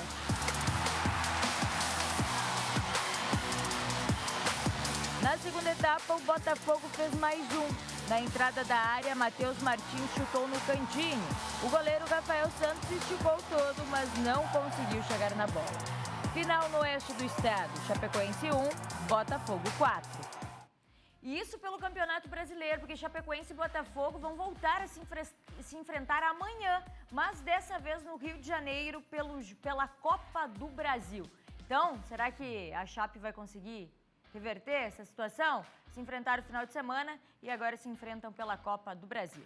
Vamos conferir a tabela de classificação da Série A para ver como é que anda essa situação. Palmeiras e Flamengo, por mais que Palmeiras seja o líder, seguem na disputa por essa liderança para a parte de cima. Palmeiras 29, Flamengo 23. O Fluminense é o terceiro, 23 pontos também. Venceu o Santos por 3-2 na Vila Belmiro e assumiu essa posição. Inclusive, gente, nesse jogo, aquela polêmica, quem viu, acompanhou, que o Neymar saiu de campo mais uma vez, supostamente estaria tampando os ouvidos para não ouvir as vaias da torcida. Mais uma vez, Neymar foi vaiado, então teve toda essa polêmica durante o jogo.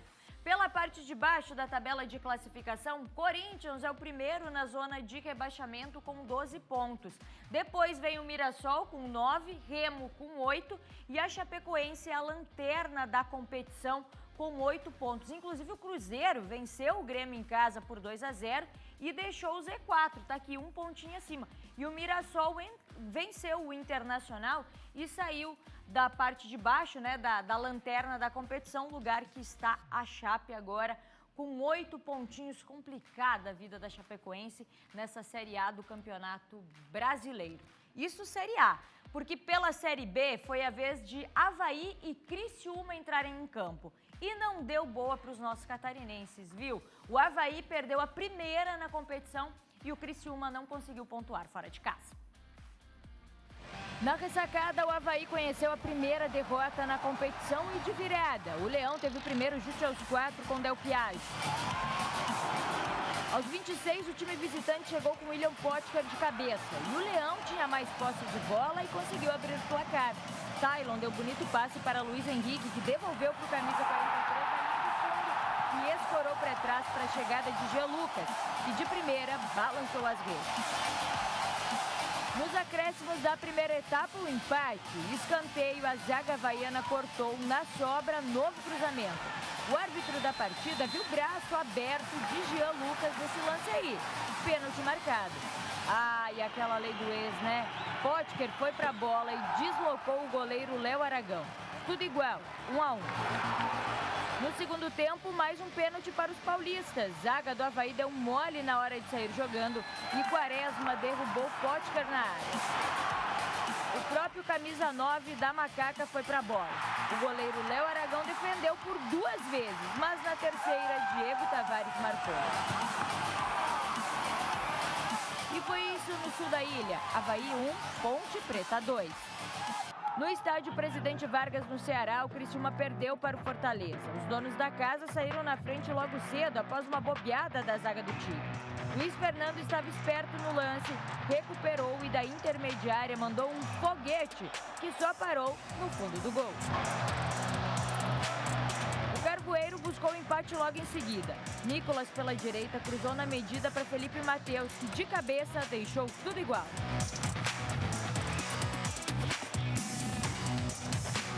O Lion voltou a ficar em vantagem em um gol contra. Rayan cruzou rasteiro, o zagueiro Juan do Tigre tentou cortar o perigo, mas acabou marcando contra o próprio gol. 2-1. O Criciúma empatou no início da segunda etapa. Bola na área, Romarinho dominou, foi para cima da marcação e deixou Bruno Alves picadinho para marcar. 2-2.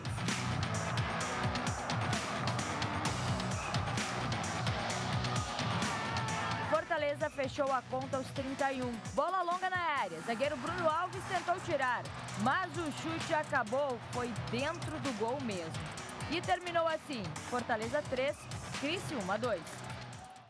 Vamos conferir a tabela de classificação, onde andam os catarinenses na Série B do Campeonato Brasileiro. O Avaí, que estava mais lá em cima, com a derrota caiu, está na 5ª posição com 8 pontos. Já o Criciúma é o 10º com 7 pontos. O Campeonato Brasileiro Série B, que aqui embaixo tem Atlético Goianiense, Ponte Preta, CRB e América Mineiro. E lá em cima, Vila Nova e Fortaleza, vice-líder e vice-líder da Série B. Mas vamos mudar? A, B, e agora é Série C do Campeonato Brasileiro. O Barra, que conseguiu um empate fora de casa. E o Figueirense, que na estreia do técnico Raul Cabral, conquistou a primeira vitória. Na Curuzu ficou tudo igual para Paysandu e Barra. O time da casa foi quem abriu o placar. Cauã Rinkel pela direita cruzou a bola na área cheia de veneno e Cleiton no toque de cabeça marcou para o Papão.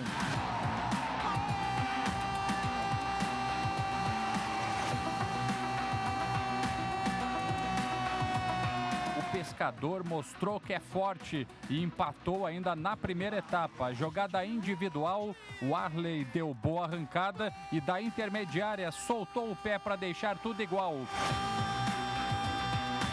Paysandu ainda chegou, mas não balançou mais as redes e terminou assim, Paysandu 1, Barra também 1. No Orlando Scarpelli, Figueirense conquistou a primeira vitória da competição em cima do Botafogo da Paraíba. O time visitante começou assustando. Felipe Azevedo, em jogada pela esquerda, colocou a bola rasteira na área e de trás chegou Eric para meter o pé. O goleiro Igor Gabriel pegou e largou e no segundo chute, Arthur Henrique tirou de cima da linha. As melhores jogadas vieram na segunda etapa. Rainan soltou uma bomba na entrada da área para explodir na trave. E depois ele de novo, do mesmo jeitinho, soltou o pé para a defesa do goleiro Max. Pressão que resultou em gol. Jean Gabriel puxou o contra-ataque. Ryan ajeitou para Igor Bolt, que veio de trás para chutar. O goleiro falhou e a bola entrou. 1-0 Figueira. O empate veio de pênalti. Nenê cruzou na área. Felipe Azevedo cabeceou e a bola bateu no braço de Arthur Henrique. O eterno garotinho Nenê foi para a bola. Cheio de estilo e com categoria, deixou tudo igual. Aos 24, o Botafogo ficou com 1 a menos. Bull fez falta e já tinha cartão amarelo. Recebeu o segundo e foi expulso. Com a vantagem numérica, o Furacão foi para cima. Léo Maia, pela direita, cruzou na área e Breno cabeceou. A bola desviou na defesa e foi parar no fundo do gol. Final Figueirense 2, Botafogo da Paraíba 1. Tá aí, primeira vitória do Figueirense. Hoje à tarde, os não relacionados do Figueira vão realizar um jogo treino contra o Guarani de Palhoça, lá no CFT do Cambirela. A oportunidade para o técnico Raul Cabral observar melhor os jogadores e ter mais opções aí dentro do seu elenco. Importante o jogo treino que acontece hoje. E ontem também foi dia de Série D do Campeonato Brasileiro, né? Mas antes disso, olha só. Pela Série C, Maringá e Brusque jogam hoje para encerrar a competição. E aí sim, encerra-se a Série C, os jogos da rodada da Série C. E já que a gente falou do Barra, que vocês viram que empatou ali em 1-1, amanhã já virou a chave do Barra, porque amanhã tem um grande desafio. O Barra vai enfrentar o Corinthians pela 5ª fase da Copa do Brasil, jogo que acontece na Ressacada. Vocês estão vendo aí a chegada da delegação, que chegou na madrugada de hoje, depois de 10 horas de viagem. E não vai ter tempo para descanso, não. Dê uma descansadinha hoje, porque à tarde o Pescador realiza o último treino antes de enfrentar o Corinthians, amanhã à noite. O Barra, que se concentra em um hotel em São José, hoje teve também a entrevista coletiva que a gente vai passar tudo para vocês amanhã. E tá aí um grande jogo, ingressos praticamente esgotados aí para acompanhar Barra e Corinthians pela Copa do Brasil. Agora sim, vamos com a Série D do Campeonato Brasileiro. Muitos jogos que movimentou o final de semana com os nossos catarinenses. São Luís e Santa Catarina, tudo igual, 4-4. Santa Catarina, viu, gente, que saiu perdendo, estava perdendo por 4-2 e teve força para reagir e buscar os pontinhos fora de casa, lá em Ijuí, conheço bem. O Joinville venceu o Cianorte por 2-1.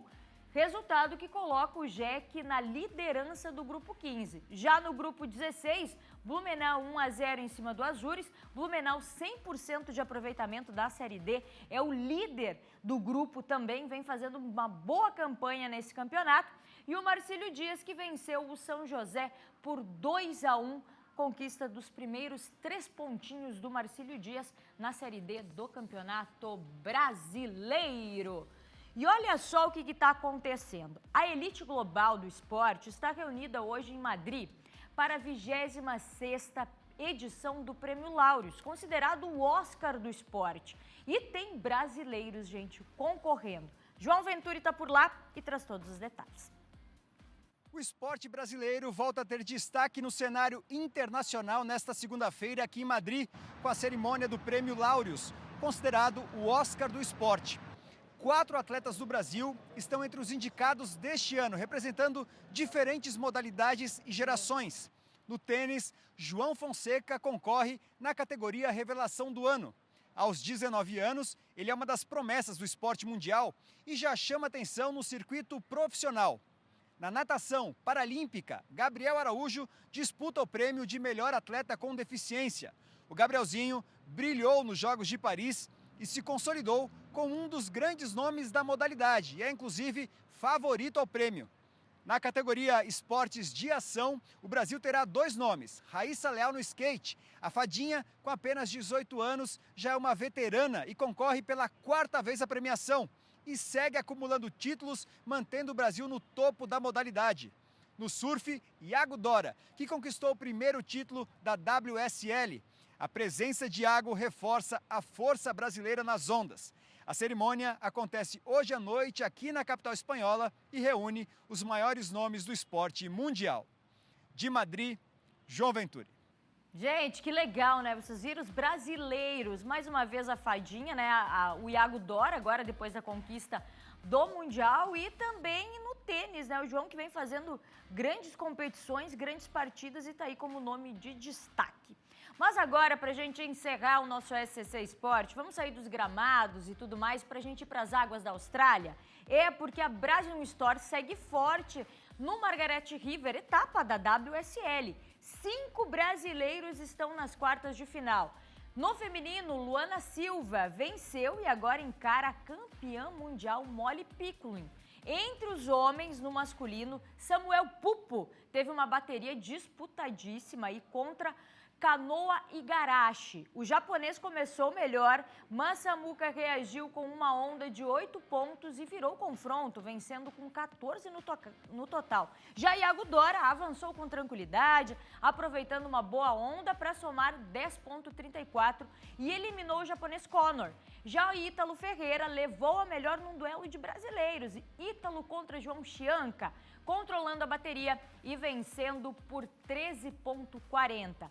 Quem ficou pelo caminho foi Miguel Pupo, líder do ranking mundial. Ele começou atrás na bateria e não conseguiu virar. A próxima chamada ocorre amanhã à noite, pelo horário de Brasília, devido às condições do mar. E, gente, nós estávamos conversando na redação, pode ter semifinal de brasileiros e final brasileira mais uma vez. Seria lindo, né? Os brasileiros vêm fazendo bonito na WSL. O SCC Esportes de hoje vai ficando por aqui. Agora, os Anoitinhos, segue na sua companhia no SCC Meio-Dia. Eu volto amanhã com muita informação esportiva. Tchau! Valeu, Angélica. Até amanhã. Amanhã é dia importante da Copa do Brasil, Angélica. Tô sabendo. Olha a informação de agora, traz pra gente a imagem divulgada pelo 4º Batalhão aqui na capital. É o Homem-Aranha, ladrão do telhado? Ladrão pulando em telhado aqui na capital, gente, é a região central, hein? É a região central aqui de Florianópolis. Daqui a pouco a gente traz o detalhe, dá para ver lá o fundo do Lago das Bandeiras, elevado Dias Velho e o ladrão pulando, tentando fugir da polícia. Será que ele conseguiu? Será que a polícia pegou ele? Daqui a pouco a gente traz a informação completa nessa edição do nosso SCC Meio-Dia. Agora, 12h26. Nós seguimos aqui com a nossa programação. Esse é o momento final. Daqui a pouco a gente traz a informação completa para você, então. Intervalo comercial, voltamos na sequência.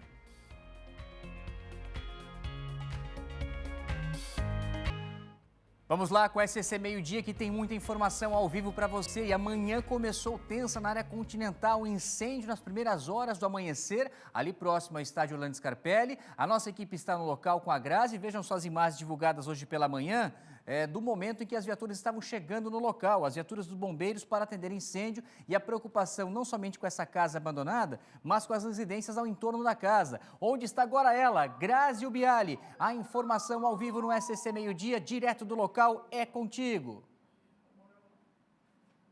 Muito bem, Zanotto, como você disse, a gente está aqui na região continental, no estreito, próximo ao estádio Orlando Scarpelli, e essa casa aqui é onde aconteceu o incêndio, mas na verdade nos fundos dela. Vocês estão vendo aí resquícios de um incêndio, sim, porque essa casa já pegou fogo, inclusive, há cerca de uns 3 meses atrás. Então, o primeiro incêndio aconteceu aqui, a gente consegue perceber aí como ela está bem destruída, mas detalhe, é que esse incêndio de hoje de manhã aconteceu lá nos fundos e a gente vai mostrar agora para vocês, porque o Corpo de Bombeiros foi acionado pelos moradores aqui da região para chegar até esse local, porque as chamas começaram cedinho, era 5h30 da manhã, quando os moradores aqui da região dos prédios e das casas que moram do lado avistaram então essas chamas labaredas altíssimas, porque tinha de fato uma casa pegando fogo. É uma edícula, vocês estão vendo aí, tem os moradores aqui da região estão aqui para mostrar para a gente como a situação aconteceu, e essa edícula aqui, olha só, ela ficou completamente destruída,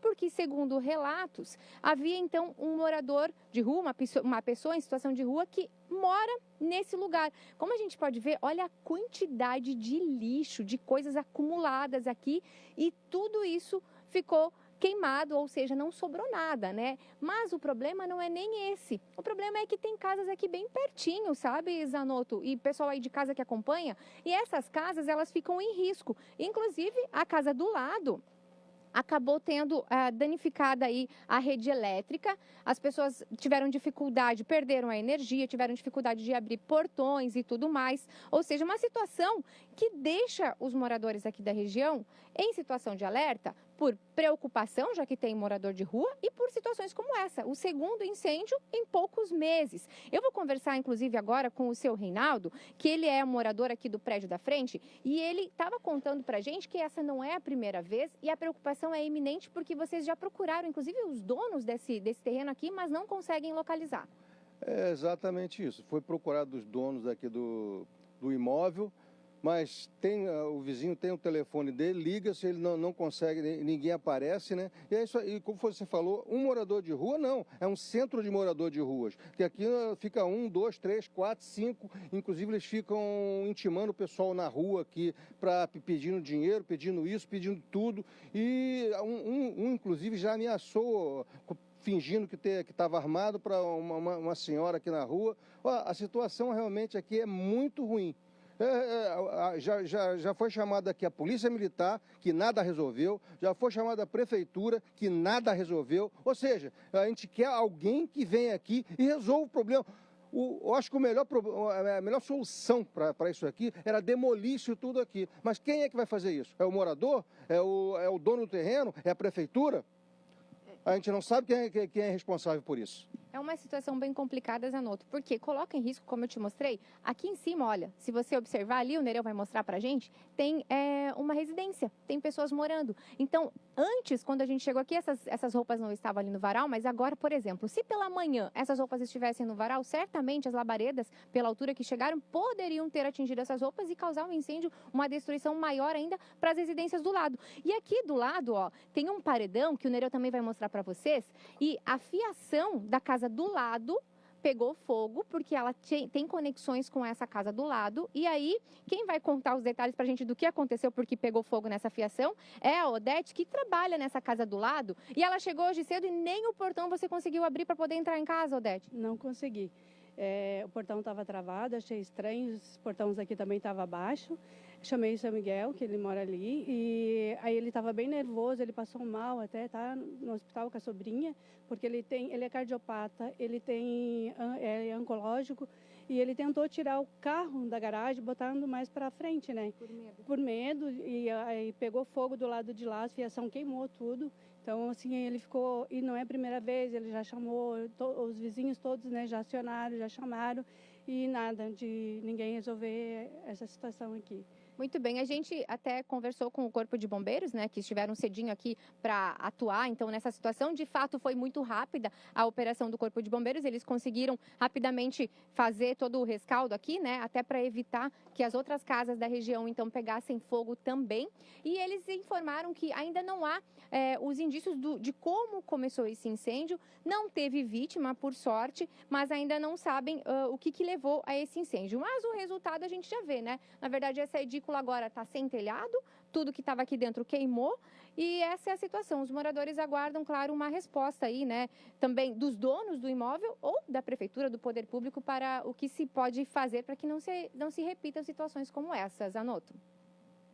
Informações ao vivo da Grazi, com as imagens do Nereu Filho, mostrando direto do local e ouvindo a comunidade, abrindo espaço para quem mais sofre com o problema, que são os vizinhos dessa casa abandonada, insegurança com usuários de crack e agora essa ocorrência de incêndio. E tem mais, hein? A gente vai mostrar ao longo da semana outros endereços que estão em situações semelhantes aqui na capital. Agora o caso do senhor que estava desaparecido na mata e o trabalho de busca e resgate, será que conseguiram chegar até ele? Vamos trazer a informação com o Luiz, que traz o detalhe de onde ele se perdeu, que cidade é essa e como foi o trabalho. Ao Bastos, né? Então é do Oeste, é o Bastos que vem com a gente. Felipe Bastos, há quanto tempo esse senhor estava desaparecido? E eu estou vendo a foto aqui que mostra o momento que eu acredito ser justamente quando encontraram ele nessa área de mata. Foi em Concórdia? É isso, Bastos, a informação ao vivo é contigo.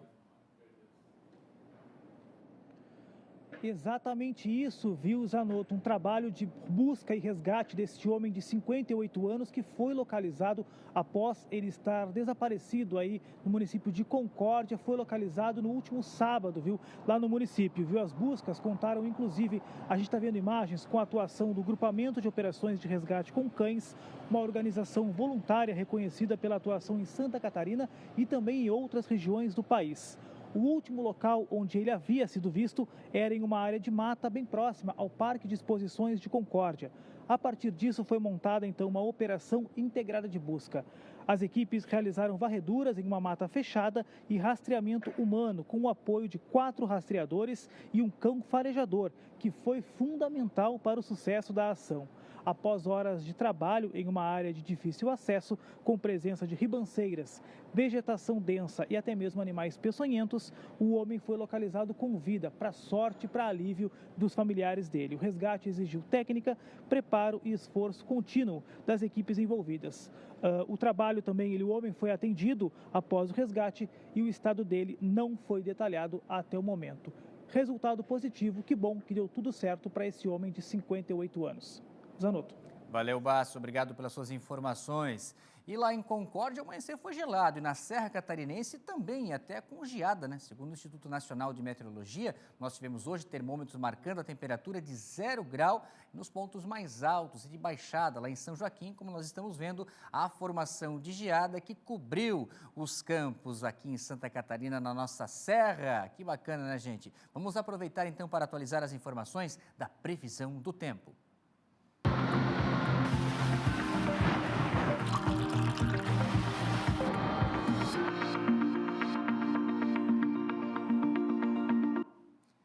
E temos o início de semana com aquela gangorra nas temperaturas aqui em Santa Catarina. Amanhecer e fim de tarde gelado, mas ao longo do dia a temperatura subindo. Nessa segunda-feira, como nós vimos, serra na geada, mas ao longo do dia a massa de ar seco ganha força e o sol predomina em praticamente todo o território catarinense. Com isso, as temperaturas subindo, como na região do oeste, 30, 31 graus, Planalto Norte, 28 graus e aqui na faixa do litoral, 26, 27. É o tempo firme que segue e persiste aqui no estado, com exceção a previsão para o extremo oeste, justamente porque sobe muito a temperatura, o que acontece?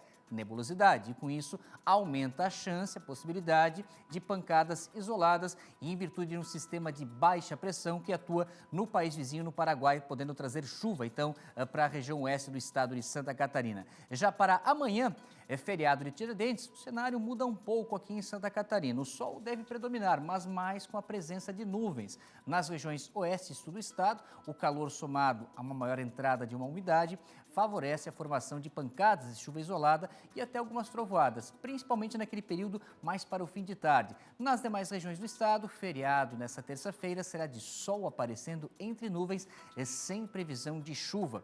As temperaturas também dão uma trégua e não sobem tanto ao longo do dia, porque como tem nuvem, forma aquela proteção, né? Aquela cobertinha, o sol não deixa a temperatura subir tanto. As máximas, como nós estamos vendo, ficam na casa dos 24 aqui em Florianópolis, no sul do estado 26, região serrana amanhece com 11, chega a 23 ao longo do dia, Chapecó também na casa dos 22, Blumenau no Vale 25 e Joinville norte do estado também 25, 26 ali entre Blumenau e Joinville. E a inteligência artificial promete transformar as campanhas eleitorais, mas também acende um alerta importante. Para as eleições desse ano, o Tribunal Superior Eleitoral autorizou novas atualizações sobre as regras para evitar a manipulação e combater as notícias falsas. Na prática, a gente vai ver o que pode e o que não pode, na reportagem do Kaique Guede com as imagens do Fernando Oliveira. A inteligência artificial já faz parte do dia a dia. Cria imagens, imita vozes e até simula pessoas de verdade. Nas campanhas eleitorais, isso pode virar uma ferramenta poderosa ou um risco para a democracia. O Tribunal Superior Eleitoral, então, criou regras específicas para o uso de IA nas eleições deste ano. A principal delas é simples. Se o conteúdo for criado ou alterado por inteligência artificial, é preciso informar a mudança de forma clara. Vale para tudo: vídeos, áudios, imagens e até textos. A importância dessa transparência é para que a eleitora e o eleitor saibam de antemão que aquele conteúdo foi produzido ou manipulado com o uso de inteligência artificial ou qualquer outro software que se assemelhe à inteligência artificial. O foco é evitar a desinformação. Um dos maiores alvos das novas regras são os chamados deepfakes, vídeos ou áudios falsos que parecem reais e podem confundir. Nos dias mais sensíveis da eleição, 72 horas antes do voto e até 24 horas depois, fica proibido publicar ou impulsionar conteúdos criados com IA.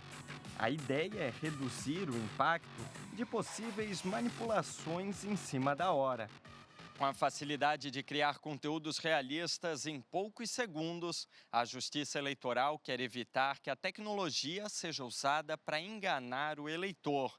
Plataformas e provedores de internet também têm obrigações.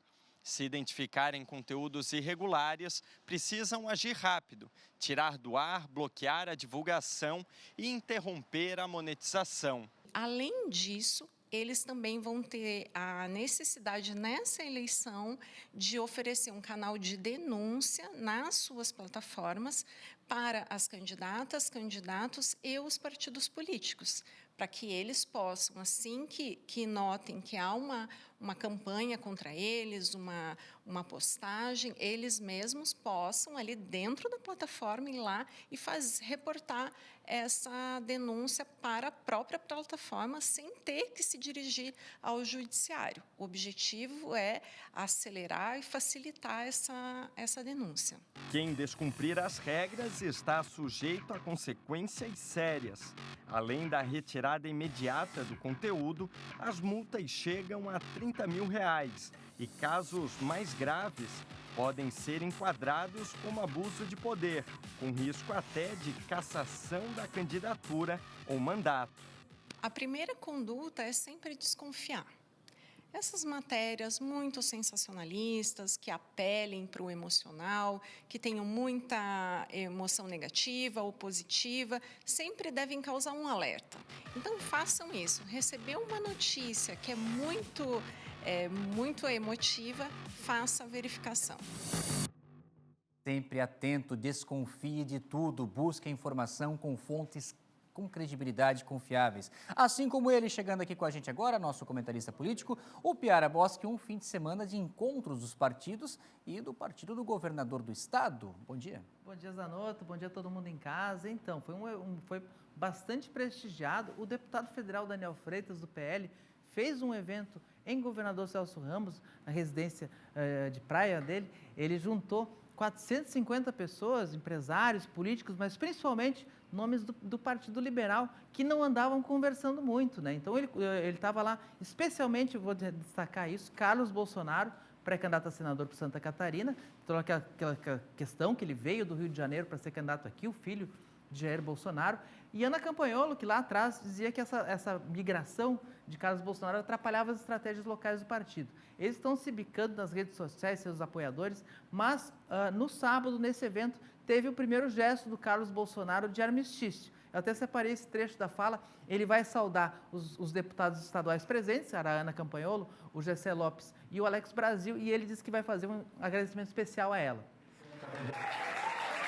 Eu queria pedir licença aos deputados estaduais Alex, Gessé, mas agradecer em nome dos deputados estaduais, a deputada Ana Campanholo, por estar aqui, abraçando um projeto que vai se integrando cada dia mais, vai amadurecendo cada dia mais. Apesar de diferença, eu tenho certeza que no fundo a gente tem os mesmos sentimentos e a mesma vontade de mudar esse país. Então eu tomei a liberdade de excluir os senhores e valorizar mais a deputada Ana Campanholo. O governador Jorginho Melo estava lá também, exaltou Ana Campanholo, disse que tem tudo para ser a mais votada, mais uma vez, deputada estadual em Santa Catarina, mas fez um destaque específico para Carlos Bolsonaro, que ele entende como alguém que pode estar muito próximo do presidente, caso o presidente seja Flávio Bolsonaro. Está aí o trecho.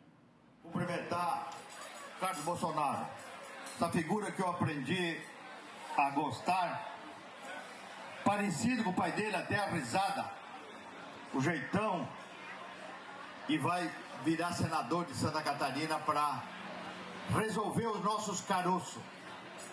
Nosso estado vai bem, nosso estado não deve nada para ninguém, nosso estado aprendeu a fazer os deveres de casa, mas o governo federal precisa fazer o que eles têm que fazer em Santa Catarina para não atrapalhar nós.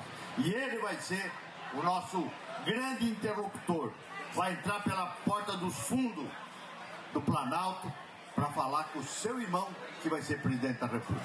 Valeu! E trouxe o trechinho de Ana Campanholo também. Ana Campanholo não falou o nome de Carlos, mas minimamente fez o gesto de dizer que acredita na eleição dos dois candidatos do PL ao Senado, que são Carlos Bolsonaro e Carolina de Tônia. Separei aí. Eu tenho certeza que nessa eleição nós vamos ter 2 senadores eleitos, um governador no primeiro turno. Tenho certeza que nós vamos ter 15 deputados estaduais, 6, 7, 8 deputados federais, entre eles o nosso amigo Daniel Freitas. Tudo isso graças à excelente articulação política que o nosso governador tem feito e fará, e sempre nos dá muito orgulho. Bom, acabou o problema do PL? Bom, é cedo para dizer isso, porque depois nas redes sociais a turma do Carlos Bolsonaro está reclamando que a Ana Campanholo não postou nada com Carlos Bolsonaro. Mas isso é briga de Twitter, a gente continua acompanhando. E antes de encerrar aqui, Zanotto, eu quero fazer o destaque do nosso podcast hoje.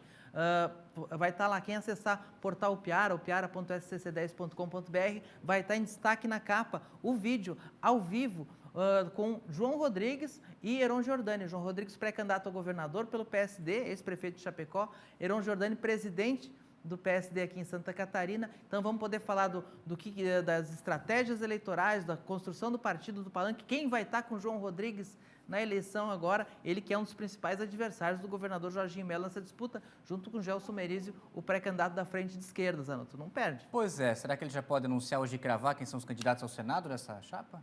Bom, o nome é Espiridião a mim, mas vamos ver como é que eles vão construir, se vão ter segundo nome, se não vão ter segundo nome. Todas as estratégias a gente vai conversar lá. Então, aguarde, logo mais nessa noite, o Piara conversa então com o presidente do PSD e com o candidato João Rodrigues ao governo do estado. Esse é imperdível. Valeu, e amanhã Piara. Eu trago aqui os melhores momentos. Valeu, Piara. Vamos lá com mais informações, gente. Dá uma olhada nessas imagens. Foi no sábado essa ocorrência, né?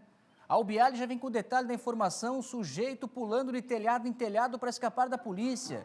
Ô Grazi, o que nós temos de informações sobre essa ocorrência atendida pelo pessoal do 4º Batalhão? É desse sujeito que tentou dar uma de Homem-Aranha, mas é um criminoso, né, Grazi? A informação ao vivo é contigo, Biali. É verdade, Zanotto. Então, foi uma tentativa de furto frustrada. Exatamente porque quando ele estava tentando acessar aí um estabelecimento comercial, ele foi visto pela vítima. E aí, quando ele percebeu que tinha sido avistado, ele começou a fugir, correndo enlouquecidamente por cima dos telhados aí das edificações nessa região central de Florianópolis. E olha, era de manhã, sábado de manhã, à luz do dia. Então, uma tentativa que realmente foi frustrada porque a vítima conseguiu avistar. E ele, inclusive, causou vários danos dos telhados nessa região. Posteriormente, ele conseguiu acessar uma marquise por onde ele iria tentar sair, né, dessa. Acabou deslizando, perdeu o equilíbrio, caiu e aí os populares que conseguiram contê-lo, seguraram aí esse suspeito até que a polícia militar chegasse ao local e conseguisse fazer a prisão dele aí num flagrante, né? Ele caiu, se machucou, precisou ser levado ainda até o hospital, mas do hospital ele já foi levado imediatamente para a delegacia para que então eles pudessem seguir aí com os procedimentos da polícia. Uma tentativa que não deu muito certo, viu, Zanotto?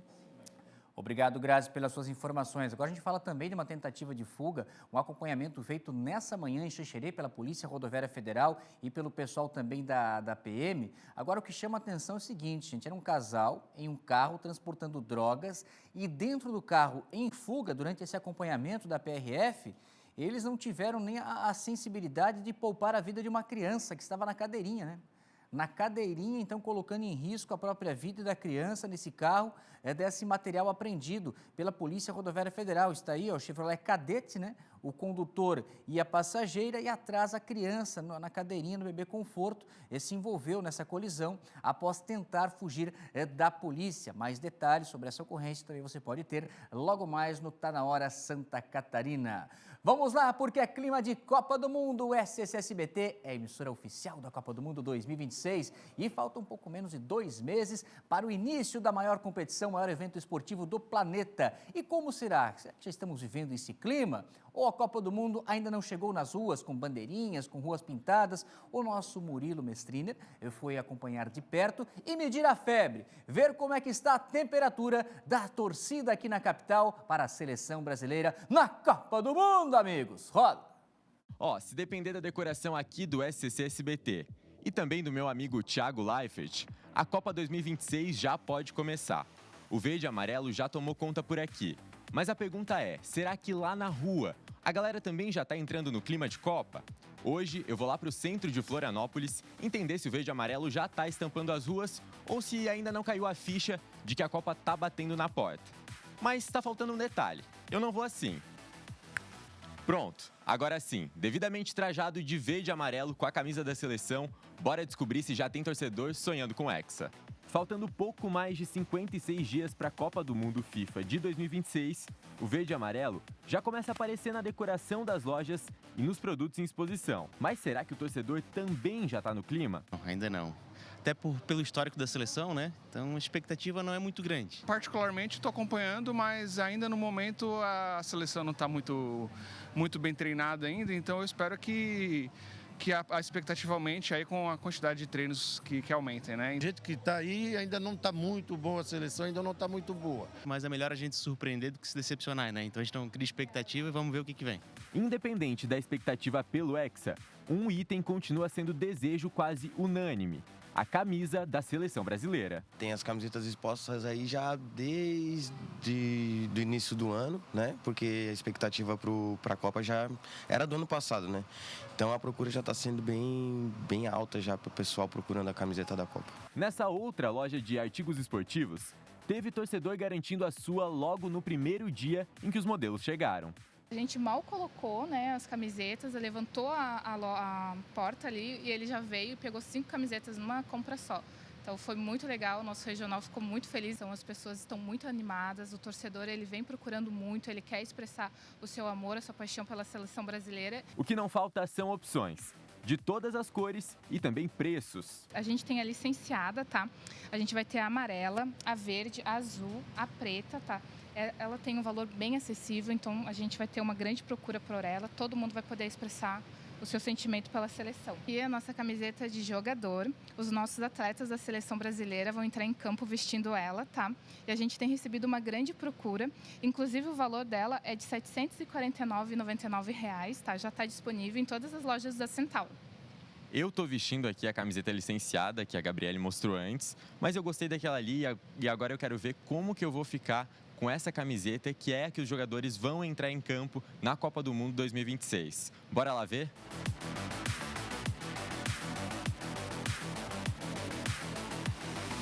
E aí, me diz, o que vocês acharam? Eu gostei. E eu já tô com a camiseta de jogador. Mas eu queria lançar uma pergunta aqui pro público de casa. Será que o Neymar vai usar essa camiseta? Conta pra gente aí no nosso WhatsApp. Aí eu já respondo para ti, Murilo. Pode usar, só que não em campo, gente. É difícil, né? É praticamente impossível. Que eu envio o jogo do Santos ontem, o Neymar... Não dá. Não dá para acreditar num passado. O nível de competição, de atleta e até mesmo da performance deixa o maior fenômeno dos últimos anos brasileiro praticamente fora da Copa do Mundo. Vamos pensar em outros nomes, né? Neymar, não dá mais. Não consegue fazer no Santos, né? Tá lá o Santos lidando. Vamos lá, então, tem o WhatsApp, mas você tem uma opinião diferente da minha, acha que o Neymar pode ser convocado? Então manda pra gente, 99162-2676. Manda a sua participação aqui no nosso WhatsApp, eu acho que ele pode usar a camisa. Mas assim como eu e você, de casa assistindo, independente, né, de quem vai ter a camisa ou não, o que vale realmente é a emoção, é estar acompanhando a nossa seleção, passando aquela torcida lá em cima, aquela vibração, para que nós possamos novamente sermos campeões mundiais, o que não acontece há 24 anos. Tem muitas gerações que não viram ainda o Brasil campeão. Quem nasceu depois de 2002 não viu a seleção canarinha levantar o título da maior competição esportiva do mundo. Vai mandando o seu WhatsApp o que você acha, se teremos ou não Neymar. Para mim, tá fora. Quem não tá fora, tá dentro e tá com tudo, é nosso Tá Na Hora Santa Catarina. Thiago Pires e Jura Matos contam quais os destaques dessa segunda-feira. Roda aí. É isso, Thiago, informação o tempo todo. Muito bom, SCC meio-dia ligado, pessoal ligado, todo mundo ligado, nós estamos ligados também, mas daqui a pouquinho tá na hora. 18h30, tá na hora Santa Catarina para finalizar o dia, junto com você aí de casa, muito bem informado. Segunda-feira tem o quê? Segunda-feira tem Tá Na Hora de Correr. Qual é que é o assunto, Julia? O primeiro transplantado renal a cumprir um Ironman full. Vocês sabem o que é isso, pessoal? É mais de 40 quilômetros de corrida, mais de 180 de ciclismo. E eu tenho muita história pra contar. Bom, então já sabe, né? 6h30. Vem pra cá, Julia. Enquanto marcado com você. Tá na hora Santa Catarina e se tem tá na hora de correr? A gente corre. Bora. Valeu, dupla imperdível. Como é a nossa programação de agora para você, o especial de 5 anos do A Tarde é Nossa. Vem se divertir com a alegria da nossa turma. Vai lá!